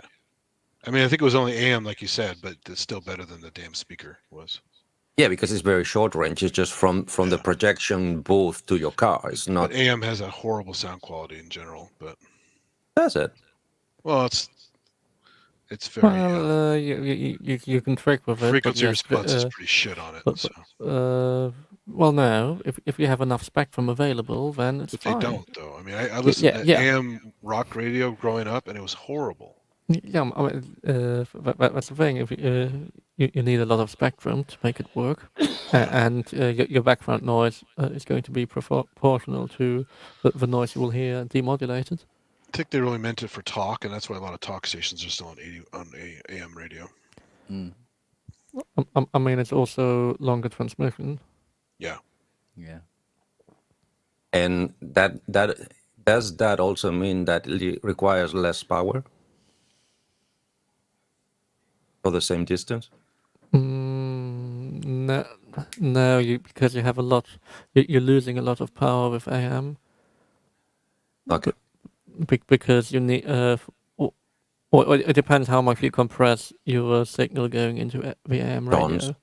Obviously, tones. Yeah. Compression was invented for radio. Well, yes, because your maximum dynamics are ultimately proportional to your transmission, and your minimum dynamics are also proportional to your output transmission. Hmm. But even then, you still have to. You have more. You need more power because your dynamic range needs to be covered by the power, and that needs to go above the noise floor. Hmm. Whereas with FM radio, you don't have any dynamic range per se. If the only thing that limits your dynamic range is what bandwidth you assign for your FM transceiver, and you just need to be your carrier needs to be above the background noise floor. Hmm. Okay. So the same power. Okay. But yeah, the fun thing about Tron is also you had the tie-in, right? Kids love that because you had a video game tie-in for the movie. And the You get- arcade You game get is all the actually licensing amazing. shit. So With Legacy coming up, they then redid that game with the where you're in the tank chasing the flying things. oh sure, Mhm. Battlezone. Can't remember whatever it was called. Yeah, Battlezone was the Atari one. No, but so the one that supposedly played in the original Tron film.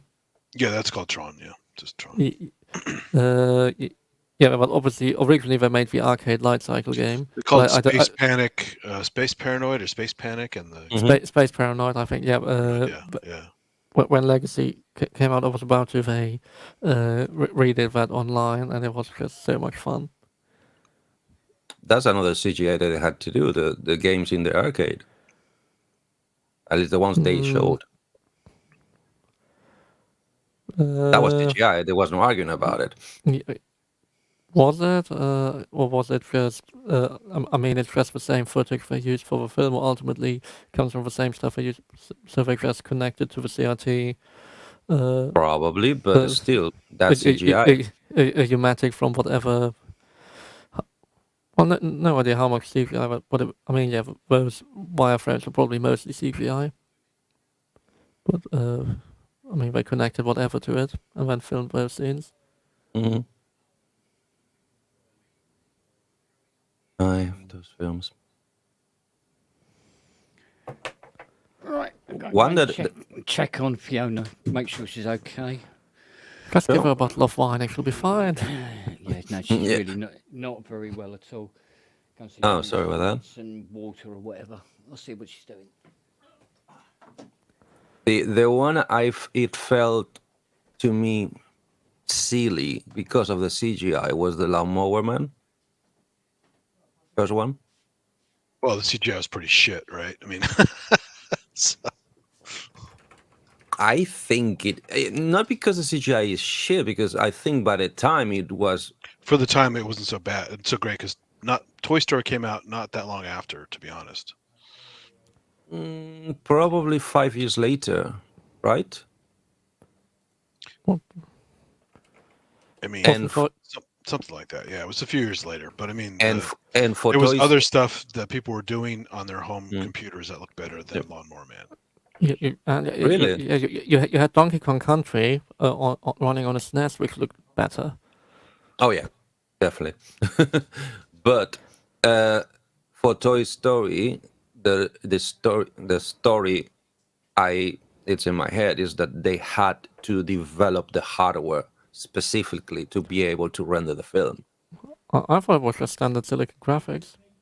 What I've heard is no, they couldn't. They basically Pixar hit a roof with the available hardware, with available processors and stuff, and through some connection with not Bill Gates, the other one, Apple guy, Not Steve Jobs. Steve Jobs, they managed, I think, to link with Intel or somebody who designed for them specific machines that could run that much power. And that's why they managed to do Toy Story.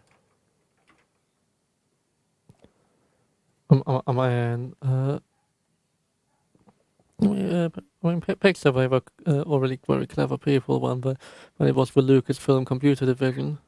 Mm-hmm. Yeah, but they hit the Lawnmower Man level of CGI. They couldn't do any faster or any smoother or any more textures. The hardware was already smoking. I mean, apparently. if you look at old Pixar animations from the late 80s, Yeah, exactly. like Wall-E B and Andre, Yep. and Tin Toy and all that kind of stuff, Those it are blew very away the cringy. Lawnmower Man stuff. What? It totally blew away the Lawnmower Man stuff, and it was older, Really? pretty much. I mean, Yeah, To me- mean, to me these the are your same definition quality. of what's great CGI, but Yeah. technically and artistically, it was just better. The Lawnmower Yeah. Man stuff was honestly pretty cheap. Yeah, At but the time I was because a kid, I thought it was kind of cool, But, Yeah, but- if you go back and look at it, it doesn't date well at all. No, Yeah, but but it's the look like fault. look at the Genesis effect in Wrath of Khan. That Well, that yeah, was done by exactly. that That's- was done by the Lucasfilm Computer Division, That's the first i.e. long form of Pixar, CG animation. Yeah, that's the, I mean- and it still holds up very well yeah. compared to a lot of 90s CGI, which looks very cringeworthy and like a PS2 game at times with the sharp edges. Well, you wish PS2. So No, to no, me, what no. Pixar did right is that they saw the limitations of what they had available, and they shape the characters and the scenes and the backgrounds around the limitations. Like we cannot, like in Lawnmower Man, we cannot make a humanoid figure move like a human. Then let's not do humanoids. Let's do things that are either we don't know how they move because we've never seen any of them move, or we assume they're gonna move robotically. No, but again, a lot of that comes back when you look at like Jurassic Park, where it was the animatronic animators who they rebuilt their animatronics to be input devices rather than stop output pushing devices. CGI. Yeah. And then because they knew how to animate, which lots of the computer nerds had no fucking clue about how to make a really fluid animation. And I think that there's also a lot of a problem. You needed people who had the experience of years of doing actual animation for human motion to look fluid. And by that you mean what? Pixar or Disney? Presumably with Pixar, people having been doing it by Toy Story for nearly 15 years, they had some idea, and coming from the Lucasfilm background, there were enough people who presumably worked in ILM with animatronics and other stop motion animation that they had ideas how to animate, which many other CGI companies might not have had enough background in. Oh yeah, certainly. The problem with Lawnmower Man is it didn't follow the story of the nude guy eating the lawn. If you read the actual story, it's very disturbing. What is it Stephen King by Of any course, chance? yeah. Well, it looks like So- I'm going to have to knock it on the head. She's not doing well. Okay. I'm going to have to give her Sure, no problem. all the care and attention. So Yes. we got 3 hours in. Yeah. 3 hours, 4 hours. Don't look at that. That's irrelevant. Just go and take care of her. Yeah. All right. Well, what we do then? I'll knock this on the head because I've also got I've got PSN tomorrow with Ben. Yeah. So No. get a good night's sleep because you need your A game tomorrow. You guys all need rest, so Yeah. hope she's doing All right. better. Yeah, she's not in a good way at the moment. So Yeah. 9-9. I'll see you all later. Yeah. See you later. Take Right. care. See you Take later. care. Bye bye.